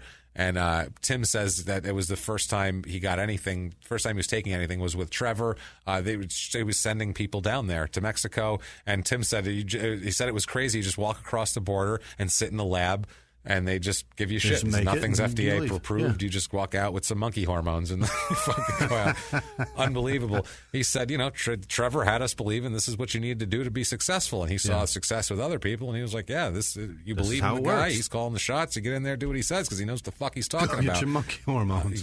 Now, he's never tested positive, but obviously he's admitted to what he did. In 2005, in December, the Court of Arbitration for Sport that he went to avoid the other one bans him for 2 years from track and field. Oh shit! Like I said, never tested positive, but this was suspension was based on his testimony in the Balco grand jury.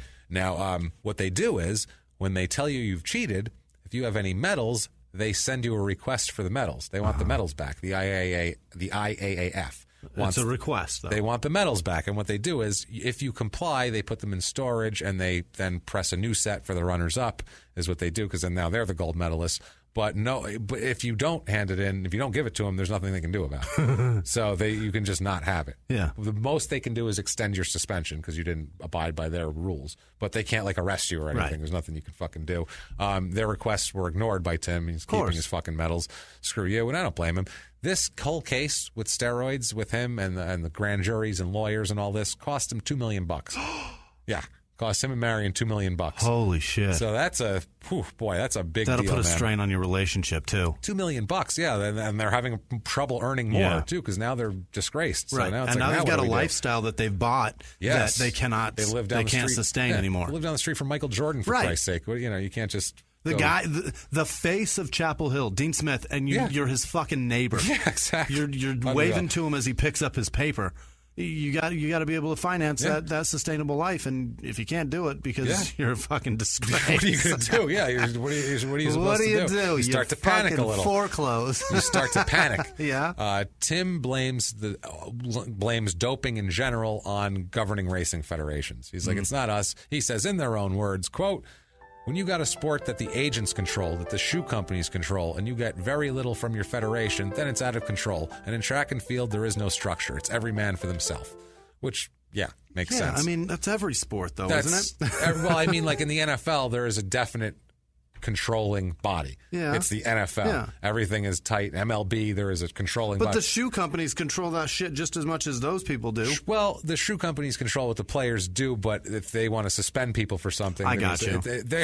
They keep shit tight. Yeah. You know what I mean? For international racing is like a Wild West. Right. It's too for disciplinary action, you've got you got somebody Swift. to answer to. Exactly. Right. It's Swift. One guy's in charge, and he's got a panel. That Fuck you, Goodell. Yeah, eat shit, Goodell. So there's a guy named C.J. Hunter who used to be married to Marion Jones. See, they both had people, which is funny. C.J. Hunter says that Conti would ship the Trevor Graham guy 15 doses of the clear, and it would be intended for Jones. Tim says that the drugs would go to Hunter to go through, so it would pass them to Graham. There was no direct connection. Gotcha. They go from one to the other. One hand to the other hand. And then later they would be shipped to Montgomery. Gotcha. They told the grand jury that the packages that had the drugs in them were discernible by fictitious names on the return label. They had certain names they'd use so you'd know who it was. Vince Reed they would use. It said if it had Balco on it, then it was just vitamins. Right. But if it was Vince Reed, it was something that shouldn't be in the mail. He said maybe once a week packages would for Marion and me would come, and I'd give them to Trevor, and that's how they'd work it.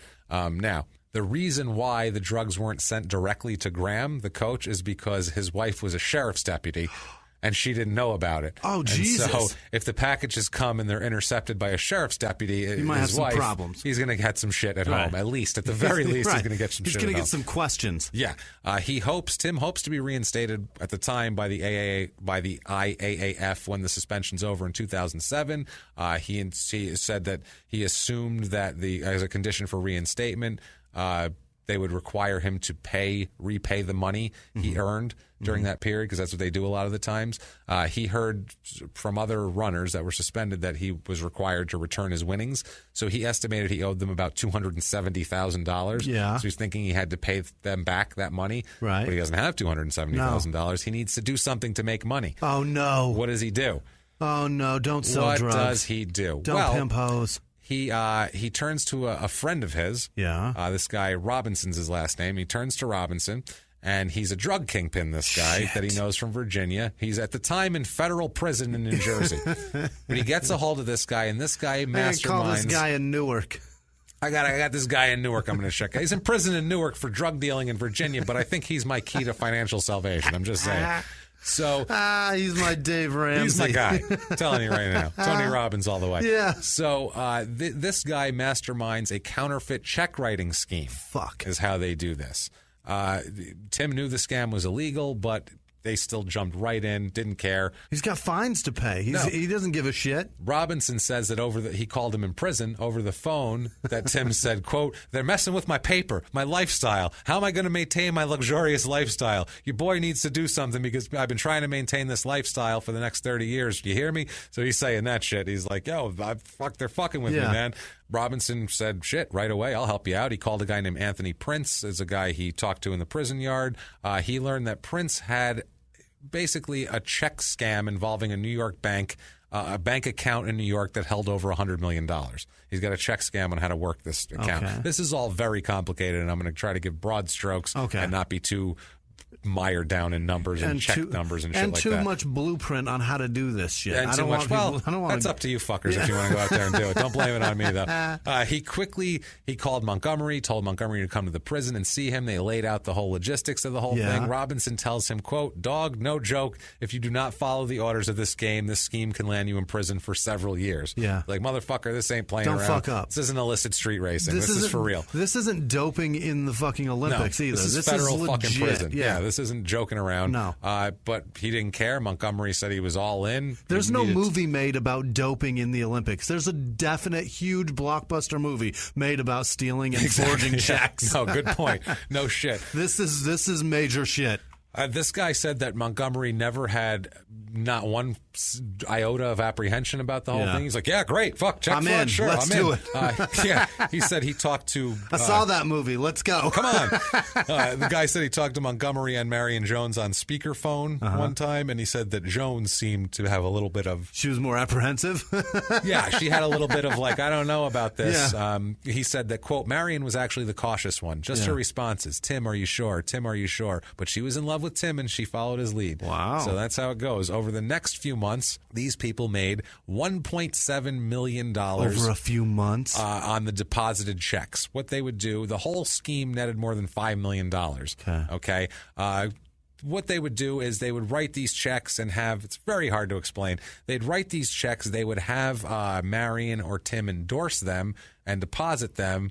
And that way they could say, like, their whole point was to not do something that was that would raise any like nothing your account can't handle. They're not going to give you a check for $1 million if you got 10 grand in your account. It's like Office Space. But if you have 100 grand in your account and you have a check for 30 grand and you endorse it, their thought was if anything ever happens about it, they just go, I don't know, must have been a bad check somebody gave me. I don't even know anything about it. Right. That was their plan. So they said if you do it one at a time and do it in amounts that you could manage, you shouldn't get caught. Was the basic deal. But that all adds up, and you have a huge paper trail. And you're like, where did all this fucking money go? Yeah, it's insane. One of the guys in the scheme, they raided his home. They found 2 ounces of heroin, $59,000 in cash, guns, all this shit. They also found bank records that linked a guy named Stephen Riddick, who was a 1976 Olympic gold medalist, U.S., who was involved in the scheme also.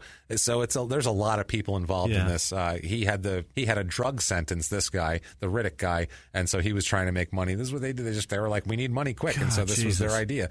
But when the one guy got busted with all those drugs and the guns, he started to sing and give up names and everything. So this guy in prison, Robinson, says that he assures them they're world-class athletes with clean records. Anything the IRS could say, just say bad check. I don't know. Must have been a bad check. I don't know. Shit, I get checks from everywhere. Yeah. And he said that, quote, I also think they're seeing me get away with it and actually having the heart and courage to orchestrate it from prison. And that gave them the edge to where it makes them feel like we can get away with cheating. And that's what it is. So Robinson he told everybody that, he would send each counterfeit check through Prince would send. There's a guy who got busted. This Prince guy. His name, we don't need to get confused with all these names of people you don't know who they are. But this guy, he would send him the counterfeit check it was like an investment into one of their sporting companies. Is the way they do it. That's how they got Jones and him involved. It's a huge mess. Right. He just said, like I said, whatever your account could stand, that's how much they'd write the check for without anybody being suspicious. So in April 2006, April 29th to be exact, Montgomery, along with 13 other people, are indicted on fraud charges. This is bad. They're accused of participating in this huge operation, which made over $5 million laundered from 2002 to 2005. Asshole. 9 people already pled guilty immediately, and the remaining 4, there was jury selection beginning there. So this is getting fucking serious. Yeah. This whole investigation, it uncovered this huge thing, stolen checks deposited all up and down the East Coast, New York, Philadelphia, Virginia, down there with those two. Montgomery was considered a middleman. That's all he was. All right. Not a ringleader. He was accused of depositing or trying to deposit 2 checks with a combined $775,000 and then giving Stephen Riddick, the ex-Olympian former coach, 3 checks worth $905,000 to deposit. So that he was just moving it through and back and forth. Montgomery's lawyers said that his role was minor in the whole thing, and so they are trying to get him a plea agreement, and they eventually do. And this plea agreement, though, does not obligate him to cooperate at all. Really? He doesn't have to testify. He doesn't have to say shit. He doesn't have to do shit. Yeah, I feel like they got the guys who they think are the real criminals, and they're like, fuck this guy, whatever, who cares? Yeah. He's not going to be a witness at trial. Nothing. On April 9th, 2007, he pleads guilty in federal court in Manhattan to 2 counts of substantive bank fraud and 1 count of conspiracy to commit bank fraud by the U.S. Attorney's Office. Sentencing scheduled for November. The sentencing range on this, the usual agreement that they've made and the agreement that they've made with the prosecution, is somewhere between 37 to 46 months for him. Tim says in court, quote, "I sincerely regret the role I played for this unfortunate episode." That's all he says. That's it? Yeah. He goes on later on to make a statement saying that he's disappointed people. He's truly sorry. He looks forward to moving past it. Ladies and gentlemen of the jury, whoopsie. And he wants to be a positive influence on the community. That's what he says. Holy shit. So he had grace. Yeah. Holy shit, the man was on Oprah. He could have even said that. I was on Oprah, you guys. On Oprah, guys. Grace, money, famous wife, Nike nice deals. Kid, Nike deal, world's fastest man, all this shit. Unbelievable. Now he's making checks. Marion Jones took her down with this whole thing, too, because now she's involved. We'll get into her involvement in the whole thing and what they make her do. It's such a fucking mess. These people, how many people are disappointed in him, too? Oh, God. Coaches and kids. I feel bad for all these people, Jimmy. I feel bad for all of them. But not nearly as bad as I feel for Tim Montgomery of Tim Montgomery Farm Supplies over in the UK. Tim Montgomery, who is a Coldwell banker realtor. Oh, Jesus. I feel bad for the realtors. Buy a house from that guy. Oh, please. He's in Texarkana, Texas. No, in don't case buy you a want house to do that. from that You don't guy. want to live there. Don't. Jesus Christ. Tim Montgomery, certified payments professional at Pro Media LLC in Tuscaloosa, Alabama. He's trying. Tim Montgomery, Vice President of Engineering, Procurement, and Construction at Silver Ridge Power in the greater Boston area. And finally, Dr. Tim Montgomery. Oh, Jesus. A nice, sweet-looking veterinarian in New Zealand. Originally a Scot, and he moved to New Zealand. Wow. I read all about him for some reason. But yes, so those people I feel bad for. Yeah, me too. They are fucked. That's a common name, man. I could have done a trillion. Yeah, we could sit here all night for that shit. Jesus. Now, after the fraud case, he is there is not he got arrested and released right away. Yeah. And when he pled, he's still waiting for sentencing, too. Yeah. So he's like, oh shit, and he's really scrambling. Let's do an in their own words. We have a couple of them here. In their own words, this is on him with the fraud case and the fact that he needed to make money with that whole fraud case. He said, in their own words, quote, "I turned back into a criminal. I got around the people that it was criminals, and they said, hey, how you making all this money? I got involved into a check scheme. I got caught for that. I was in jail for about 3 hours, and I got released. So I'm like, oh, cool. You get in trouble, and you got money, you get released, which is the fucking point of this whole show. Yeah. Oh, cool. You get in trouble, you get money, you get released. That's the problem, sir. That's the problem. Hey, silver-haired middle-aged white men are everywhere. Right. Now, him and Marion Jones have broken up through this, and I know this for a fact because on February 24, 2007, she marries a sprinter from Barbados named Obadeli Thompson. Perfect. And they have their first son in June 2007. What? She has a daughter in 2009 with this guy. Oh, it's all over. She's like, I am going to need to attach myself to someone else. I'm so done. I'm having babies with somebody else. Apparently, she was so pissed at this getting dragged into this fraud scheme. She wanted nothing to do with Tim forever. Would never talk to him again, pretty much, even though they have a child together. We'll get into what she does with that. So he's awaiting sentencing, and he needs money, and he's fucked, and he doesn't know what to do, and he's like, shit, I'm screwed. What do I do? So we have it in their own words on what he does here.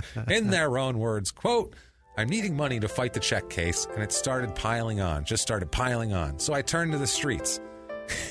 And I said, hey, what's the biggest seller in the streets? And they say, you want to make the most money in the streets, you got to sell heroin. I was like, oh, that's what we're going to do then. Oh, my God. So now he's decided to sell heroin. Jesus. This is way beyond what you thought this was going to be, right? What he was on Oprah like 10 minutes ago. This is fucking nuts, and man. And he's now selling heroin? Yeah, he said, he's been around bad people his whole life, and so he needed somewhere. That's where he turned. He's, the schemes are always around me, so it was an easy way to do it. There's a lot of money in drugs, he's saying. Jesus. That's it. This is a fall, man. This is a fall. So what he does is he sets up meetings to sell large amounts of heroin to people. He sets up a meeting with one particular person 4 times between August 7th and August of 2007 and April of 2008. He sells, each time he meets this person, he sells them more than 100 grams of heroin. And it's documented very well because why? Because that's an undercover officer. That is an informant. Of course it is, you idiot. Filming things and everything else. He's not good at this. In May of 2008, he's arrested. And I would almost think that someone in the street might have seen this happening and heard that he wanted to do this and said, I can use this to get out of my own case. Right. I'm going to fucking set this guy up. Fuck this guy. This guy's about to have problems, too. Because he's not going to kill me if I do this because he's not a street guy. So I don't have to worry about that. So I can just get out from under my own shit. That's my thing anyway. And he stopped taking drugs, so he probably can't even catch me. No, he can't even catch me. I'll outrun that motherfucker. I have a car, so it's fine. Now, May of 2008, he is arrested by federal agents for heroin. Holy shit. What that's mess. Rough. That's the worst. He denied knowing anything about heroin sales, calling his arrest, quote, a total surprise. This is a misunderstanding. He said, at the time I was in Virginia Beach, I was just trying to promote the nightclub. He bought half interest in a nightclub called Encore. He's like, I'm just trying to promote a nightclub. I don't know what you're talking about. Unbelievable. We'd like to direct your interest to this fucking video camera that we have here with your fucking face selling an informant heroin. Yeah, unreal. Hundreds of grams at a time. You just bought a nightclub with federal money. Dummy. Assistant U.S. Attorney named Eric Hurt said it's a pretty straightforward case, not too tough. Pretty cut and dry. Yeah, met 4 times with the confidential informant from August to April of that year, of those years, dealing a total of 111 grams of heroin. Holy shit! $8,450 is what that was. They recorded the meetings on audio tape, and in 2 of the cases, also videotape. So just in case the audio wasn't enough, DEA agents also watched the transactions just to make sure everybody knew. The judge, he's asking for bail now because he needs bail to get out and try to get more money. Right. Judge denies Tim bail in May, saying he's a flight risk and a danger to the community. No doubt. Yeah. The whole time, DEA agents were observing and recording all of the transactions, monitored the phone calls made to arrange them. He's stupid. He's so dumb. They even took the person to meet him in Norfolk and Virginia Beach. It's insane. So, May 16th, 2008, he's still got to get sentenced for fraud here. May 16th, 2008. Now, you got to go back to the check thing. Check thing, he's getting sentenced for that. He gets sentenced to just under 4 years in prison for the federal prison for the check fraud in New York. So he's completely fucked there.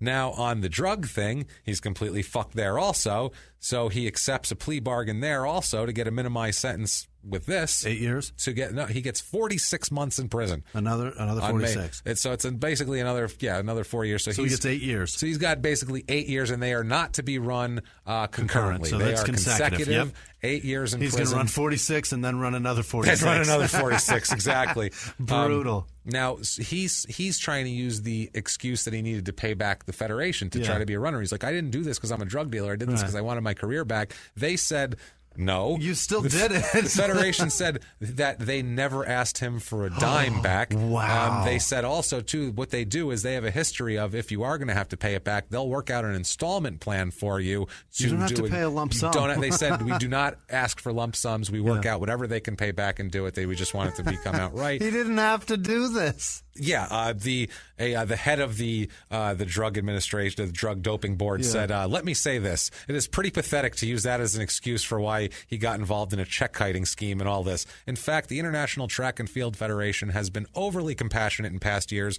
working out financial repayment arrangements with athletes, like they did with British sprinter Dwayne Chambers, who similarly owed them a bunch of money. So, yeah, they work out an agreement where they get a certain percentage of revenues after they don't even want it now. Before they work out an agreement for they'll reinstate you, and then they get a certain percentage of your money until you're paid back, which is the most fair fucking thing ever. You don't even have to pay it ahead of time. So he says, quote, so it is ridiculous to say that is what has forced him to get into this. Don't fucking blame me. That's a guy that trusted his friends when he was like, what's going to work? What's going to happen? They're like, you're going to have to pay all this money back. And he's like, I better get into drug running then. I better do it. Shit. What an asshole. Unreal, man. So December 2007, the International Olympic Committee strips Marion Jones of her 5 medals, that is 3 golds and 2 bronze from the 2000 Sydney Games. A month later, She is also sentenced to 6 months in prison. Yeah, I remember that. For lying to investigators about her use of performance-enhancing drugs and for drugs, and for her role in the check scam. Also, she's also involved in this because she knew about it. Riddick, who the former Olympian who was their coach, was sentenced to 63 months in prison over this whole thing. Holy shit! So they're handing down some shit right there. He got more. Now, 2008, Jones does 6 months in jail and then comes out. Where's she go? Right to fucking Oprah. Wow. She is on Oprah's couch crying her fucking eyes out. And Tim says, like, what a good actress she is. She passed a lie detector test. That's how good of an actress she is. Wow. And he said, I know she was lying, and she passed it. So Marion Jones is full of shit. Hilarious. Don't trust her for shit, because she can cry to your face, and it doesn't even matter. Turns on the waterworks. What a woman. He says he can't get her to even talk to her. He says it's why she doesn't talk to me to this day, because she feels like he brought her into the check scam and the whole deal. And also too, she never will admit shit. Yeah. She denies everything with the steroids. I'm clean, this, that. What? Denies all this shit. She just denies. I didn't know she was denying it. It's everybody. There's just a ton of evidence that it happened. It's all in There's paperwork no way to deny and everything. it, dear. She will never say it because she wants, I'm clean I'm and Marion I do Jones. it right. I I'm Marion Jones. Yeah, she's got an ego on her, this one. Now, Tim says he tried to protect her from federal investigators.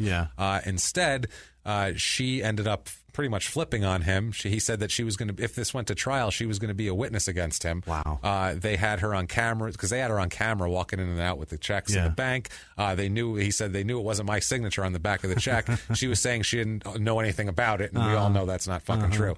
They told her, he said, quote, they told her, we've got you on this. If you don't come and tell about the steroid thing, we're going to give you 5 years for perjury. She knew she was lying about steroids. She said Balco grand jury just didn't take. She said at the Balco grand jury she didn't take anything, and they had her trapped. What they get Jones for is endorsing and depositing a bogus $20,000 check into her account and then lying to a federal investigator about it. So that's what they got her for. 6 months ain't too bad. I got to be honest. No. That's pretty fucking nice. Yeah. Probably because she had a couple of small children and things like that. I bet that helped a lot. Yeah, she's got 3. Well, 2 at this point. The third one was born later. Third one was born after this? 2009. Okay, gotcha. They say that Montgomery, in the whole check thing, he deposited about $1.7 million worth of checks. Only was paid about $20,000. That's weak stuff, yeah. So they're all broken up. So now we have an in their own words on the heroin bust and all this. In their own words, quote, when they put the cuffs on me for selling heroin, he always calls it heroin, by the way. When they put the cuffs on me for selling heroin and told me how bad heroin was and how much time I was facing, I really, really wanted to die then. Don't think I can't honestly blame him about that. So like I said, he pleaded guilty. He gets all that sort of thing. He's sentenced in a shit. So I mean, Christ, in October 2008, he's sentenced to all this. So he's facing almost 9 years with the months it basically is. The prosecutor, I love at the end of the heroin thing, he said in his closing statement, quote, he has closing whatever, quote, he has chosen to ignore every benefit given to him, which is what we say every fucking week. That is crime in sports. That's what it is. He has that should be a T-shirt right there. Now, chosen to ignore. Unreal. November 2008, Tim does an interview with Real Sports on HBO with Brian Gumbel. Yep. He says that he used illicit drugs. Yep. He used banned substances during the Sydney Olympics. He also says Marion Jones did. Yep. That sort of thing. He ends up admitting at this point, too, about the Asics shoe contract from college. He's basically just clearing out his whole locker of anything that he's ever done wrong. Yeah. He's anything. I ran illicit fucking foot races. He's like Chunk in Goonies when he starts admitting shit. He's like, I did this, and then I started throwing. That's what he's doing. It's exactly Chunk in Goonies admission thing. We have an in their own words about him in jail. And this is a longer one, and it's pretty wild. So hang in there, guys. It's a mess here. In their own words, quote, I never had an anxiety attack before in my life. I've been in the Olympic Games. I've been in some very big moments. And this, I had an anxiety attack for the first time in my life. And I was really trying to find a way to end my life. I got up on top of the bunk and looked at the commode.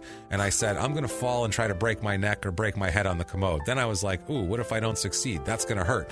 So then I cut the sheets up and tried to hang myself. And every time I got to the point of choking, I stopped. I ended up giving my life to God. And from that moment on, right there, jail changed. Oh, fuck. And now he found God. He's going to move back to Gaffney any fucking minute now, I swear to God. He found religion in a toilet. That's he found awesome. religion in a toilet. Let's see if he finds a wife, too. What do you think here? He said the first time in his life he finished a book in prison. This is just like Lenny Dykstra. Never read a book until prison. He said he went through the Bible multiple times. Of course. And then he also finished the Twilight series. Oh, Jesus. Which makes me want to punch him in the face even more. 16-year-old white girl. Fuck me, man. In prison, his day is he starts work at 6:30 a.m. He's a landscaper. Jesus. He sweeps leaves and does all that kind of thing. He will make 12 cents an hour. Shit, yeah. 12 cents an hour, $44 a month. Fuck. Wow. If he serves his entire sentence, he was scheduled to get out on January 6, 2016. So Jamali, who's the mother of his first daughter and all that, she comes to see him with the daughter all the time. She says, quote, I think reality set in on who he was when he was in there. Who truly loved him. He was always a good person. He always meant to do well and just went about it the wrong way. Mm-hmm. So they keep talking. They talk daily, talks to Jamali about the kids and all that sort of thing. But she lives 7 hours away in Gainesville, so she only gets to bring the daughter in about once every other month. Because she lives pretty far. That's far. He heard his daughter, who was 9 while he was in prison, had taken up track. So he was very excited about that. Whenever they visited, he would give her running tips and conditioning tips and try to remind her to have fun out there and just try to be like a coach from there. You take the cream, you rub it on. Prison did not allow him to watch video of his daughter running, so he couldn't see her form or anything like that. He gives an interview in 2009 from an Alabama federal prison, which is insane. He talks about, he talks about all sorts of shit and just kind of, it's a tell-all. He says how him and Marion used to keep their steroids right next to the vegetables in the fridge, the whole deal. He says it's a minimum security prison, but it's also, it's pretty tough there, and he recalls having tough moments in prison since he's been locked up. He said that he had to beat up a pedophile cellmate in a New York prison because otherwise, quote, the other inmates would have thought I was soft. Yeah, well, so he had to jack up a pedophile, which is the best thing he's done in this whole fucking thing. So, October 2009, Tim marries Jamali in prison. Again. She came back and he married her again. Like I said, he's going to get married. This is actually a good move, I feel like. This is probably the most positive thing yet. This woman is fucking forgiving. Yeah, no doubt. This is a hell of a woman. He should keep her forever because she will put up with some shit and deal with it. Also, too, Barry Bonds' trial begins in March 2011. He's convicted in April 2011 on obstruction of justice charge, and the conviction was overturned on appeal, though. Of course. So he got away with everything. Yeah. Tim's sentence, like he was supposed to be until 2016, is reduced for good behavior and for fulfilling the requirements of the drug program, which he had to join after the heroin conviction, even though he said he never did heroin or drugs or anything. He wasn't an addict. That's got to be the worst, to sit in a drug thing and you're not a drug addict. You're like, you fucking people, I can't take it. I don't want to hear your shit anymore. I can't believe I gave you guys that shit. Fuck. Yeah, now I know why I didn't. Well, that's probably good. He didn't want to sell it anymore, maybe. Now, with 45 days left to serve, knowing he was getting out, he receives papers from Marion Jones seeking full custody of their son. And what did he do? He said that she didn't want him around the son at all in his life. He said, quote, I wanted to fight, but I realized I had to trust in God to take care of Monty in the future. Oh, God. He doesn't fight for his son. He doesn't fight for his son. It's I have to trust God to take care of him in the future. Boy. No, you trust you. That's your kid. He just fucking said, fight Jesus, for it. take the wheel. Yeah, fight for your fucking kid and take care of him. What an asshole. Unbelievable, man. May 2010, a self-published book comes out from LaShawn Robinson, that guy in prison who started this check scam called Broken Silence of the Elite, and it's he talks all about how he taught Montgomery how to bilk money out of people and accounts and, write bad checks and all that shit. It's kind of like a Catch Me If You Can for ghetto assholes. Yeah. So now this whole thing, she said, now she's talked to him on the phone, Marion Jones and all this. Yeah. He says in the book how, she played a minor role, but she did know they were forged and she didn't know what was going on. They asked her about it and she said, no, I don't know who he is. No comment. There's nothing else to comment on. I don't know who he is. She doesn't even know his name. She doesn't even know who the fuck he is. She just fucking washes her hands of everything. Done. Moving on. Now, May 2012, Tim is released to a halfway house where he stays for 6 weeks in the halfway house. Then is released for house arrest after that. He has to wear a monitor, ankle monitor, frequent check-ins with probation officer. While he was in the halfway house for 3 months, he was a total of 3 months in the halfway house, I'm sorry. He worked construction and condition of his release, so he's construction working. Jamali, his wife, said, quote, "At first it was hard because I was used to running the household and I was in charge of everything, and then when he came home, he wasn't used to being a dad or a husband." Yeah. So yeah, he pops out of prison. Plus, he hasn't been with this person in so long. It has to be like, there he is now. It's like that had to be the weirdest thing. And he's back. Yeah, and he's back. Now, after prison, we have an in their own words on this. In their own words, quote, "When I came home, my kids didn't know me. So I'm getting to know my kids. I'm going back, taking care of my parents because they had to take care of me. And I understand that family is everything. I understand that my actions, I'm responsible for them. I want to use my knowledge for good. There's nothing else I want. I had everything else. Fast cars, I had money, had clothes, had jewelry, traveled the world. I still ended up at the bottom." Yeah. So October 2nd. My favorite. I still ended up at the bottom. Fuck. And here he is. October 2nd, 2013. He's fully released from custody. Yeah. Of house arrest and all that. He will be on probation for 4 years. So as of right now, he's still on probation in 2017 in July, as where we are now, for a few more months. Tim and Jamali have 2 children together. They have another child after this, and then she has 2 children from a previous marriage, and he adopted one of them also. Just one? I think just one because they didn't have a father or something like that. Okay, so the other father's still around. It's not like, I like that kid better than you. No, he adopted her youngest daughter is what it was. So she has, so it's... leaves the other one up to God. Leaves the other one up to it's up to God, man. That's all you can do. That's what you have to do. Yeah. That's what I do all the time. Anything that happens, that's what people should do. Like your kid's missing, like where's little Johnny? Leave it up to God. Jesus, take the wheel. It's all good, man. It is all good. Unbelievable. I can't get enough. He says that his fall made him closer to his family. Yeah. Jamali says that the Tim that she knew 10 years ago would have preferred to go out partying or go, hang out with his friends, but now he opts to take his kids to Starbucks or to visit the father of somebody he knows in prison or in the hospital. In prison. Prison's on the mind. He's getting a chance to spend time with his kids. They're all saying he's doing well. He starts a fitness company called Numa Speed, Numa, in Gainesville, Florida, which is where they live. He trains people. He trains everyone from serious competitive runners that are like, like younger runners to just secretaries that are pissed off they can't lose 25 pounds in 2 weeks after having a baby. Just whoever the fuck, know. Anything. He has about 80 clients, he says. He charges $50 an hour for individual, $35 for a group. But he's had problems with parents. He's had to win over parents because they don't want to leave their kids with a fucking heroin dealer, which is fair. He says about the whole thing, though, this is his in their own words, quote, "Numa stands for never underestimate my ability. I underestimated that my ability as a human being, as a person. I can only see myself as an athlete. My performance was me. And when you only see your performance as being you and not you being you, then you're not successful." Okay. What the fuck are you talking about? Jesus Christ, you've thought about this way too long. That's a guy who was in prison thinking way too much. Yeah. Shut Sounds the like fuck you had up. 8 years to think about that. God damn it. Jesus Christ, man. That is wild. He says there's always going to be people that don't want their kids around him, but what are you going to do? A former sprinter that competed against him, and he's now a track analyst for NBC, named Otto Bolton, said, quote, "There are always going to be people who would say, I don't want my kid near that guy." Yeah, how about his ex-wife? Yeah, how about his exact? How about Marion Jones? I know Tim Montgomery very well, where I would say that I think that would be a mistake. To me, Tim's story needs to be out there. Oh, well, we're putting it out there. We're putting it out there. Don't worry. He's at all of it, by the way. I don't know if he wanted all of it. The whole damn story is there. I don't know if he wanted everything, probably, but we're going to include it. 2017, suspended Cleveland Browns wide receiver Josh Gordon can't stop smoking weed. Fucking pothead. Constantly getting suspended, starts working out with Tim Montgomery as a speed coach and trying to resume his career. He's in a drug suspension always. Yeah, perpetual.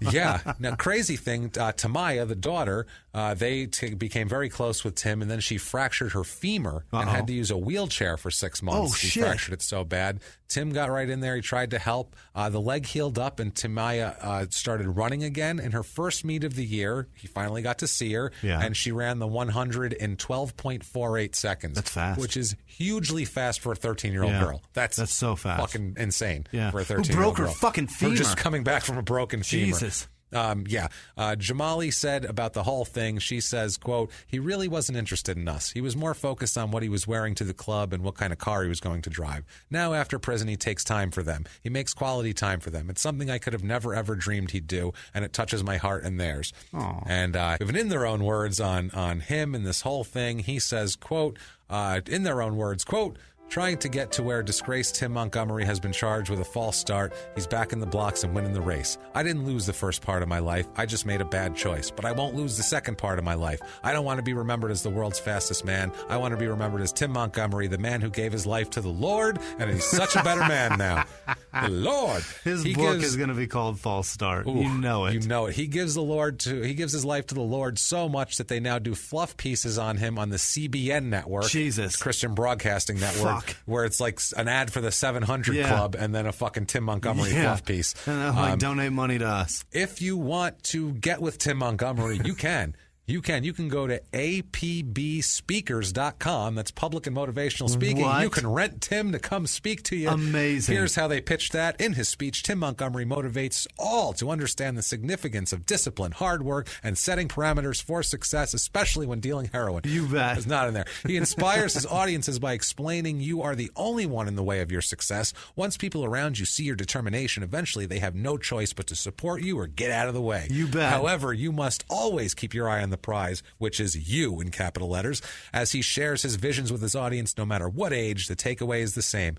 Good choices have great consequences, and your first choice should be the success of you. It's never too late to make the right choice and begin your journey to the top. Oh, boy. Grace. Fuck. Part 2. He's really trying to make it Grace Part 2. Unbelievable. Holy shit, that's Tim Montgomery. How much did they charge for him? They do not say. You have to contact to find out. You got to get a quote. You have to get a quote because it depends on travel. It depends on the thing. I assume a shitload. And Jesus is getting a cut of this fucking shit. Jesus is so getting 15%. It's not even goddamn funny. Not even 10. He's like, I want a little extra. You're using my name pretty hard. Pretty fucking hard. I'm not just agenting this shit. Me too. Yeah, you're on the goddamn 700 Club website. Hand it over. Unbelievable. Wow, what a mess, right? The Run Olympics. Fucking Olympics, man. These guys, it's dirtier than anything else. Unbelievable. Dirtier than football, the Olympics. It's really...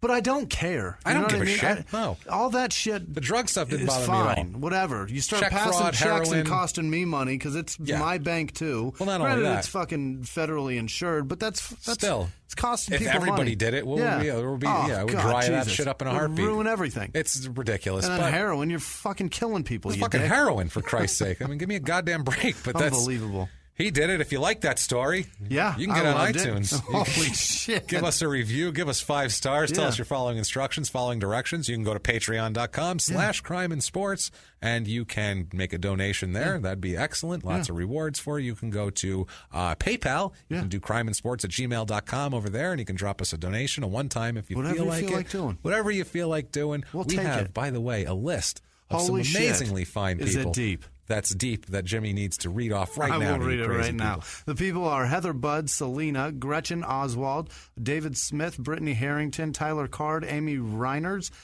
Dixon Balls, which is my favorite, made up because it's got to be made up. Dixon Balls, baby. Dixon Balls. Milo Grant, Sean Kerrigan, Peyton Shaver, anonymous donor. I could say where, but I'm not going to. Thank you. We appreciate it. We know who you are, and we thank you. A big one, so you're thanks. You're amazing. That helps a lot, honestly, really. Katie L., Jamie Crawford, Dan Gardner, David Newsom, Naomi James, Arthur Thurman, Monica Robertson, Casey Turk, Rebecca Doe, John Joyce in the UK, Marjolaine Spitz or Spitzy or Spitzy. Marjolaine, thank you.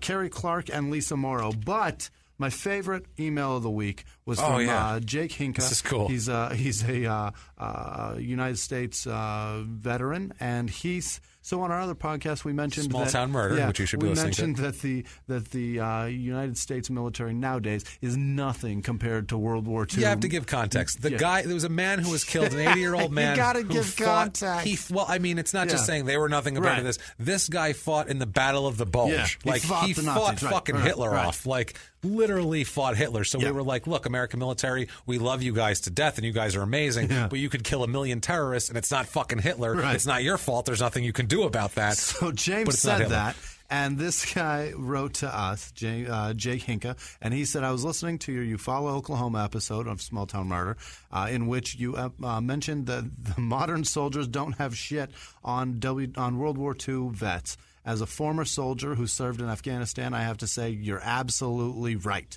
Those magnificent bastards deserve the moniker the greatest generation for more reasons than I can ever begin to list. That said, you guys are amazing. I love both your podcasts. Stay awesome. Jake from Michigan, not from State Farm. So thank you, Jake. We love you, for Jake. Listening. Thank you. Thank you for everything you buddy. do. Appreciate You're your service and everything else, man. Hero. Thank you, buddy. Thank you. And thank you for backing us up on that and not saying, hey, fuck you guys. You went, hey, no, that's logical. Yeah, Hitler's Hitler. I mean, you can't. Like I said, even if it's a 1 and 1A, it's a Hitler. Right. Fucking Hitler's going to be the one always. Fucking Hitler. So Hitler's one, and everything else is 1A. The two most famous people in history. Do you know who they are? They are Jesus and fucking Hitler. Yeah, that's exactly right. You can say Hitler to anybody. Yeah. Not only do you know who he is, you know his fucking facial hair. You could draw a picture of his ass, which we can't do for Jesus because we have no fucking idea. But at least Hitler, everyone's like, oh, yeah, he's got hair in the face. Yeah, it's perfect. They don't say he's got the Michael Jordan mustache. They say he's got the Hitler mustache. Hitler mustache is a thing.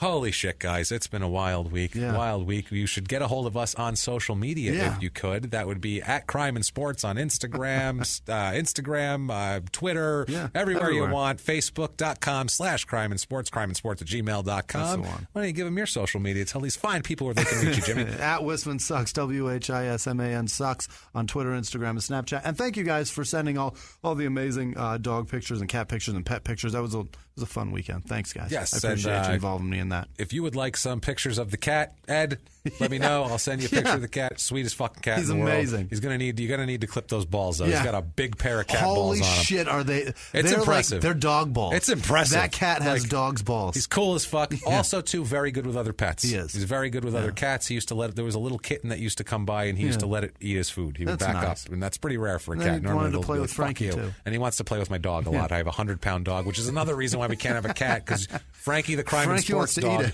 Frankie the Crime and Sports dog on Instagram. You can look. She's a fucking monster. I can't have an 8-pound cat running around the house with that monster in there. But without further ado, guys, I am at Jimmy P is funny. If you want to get a hold of me or just copy and paste my name from the show description like a smart person, do that. But beyond that, guys, I'm excited. Be a World War II vet and try to fucking no need. Don't try to spell his name.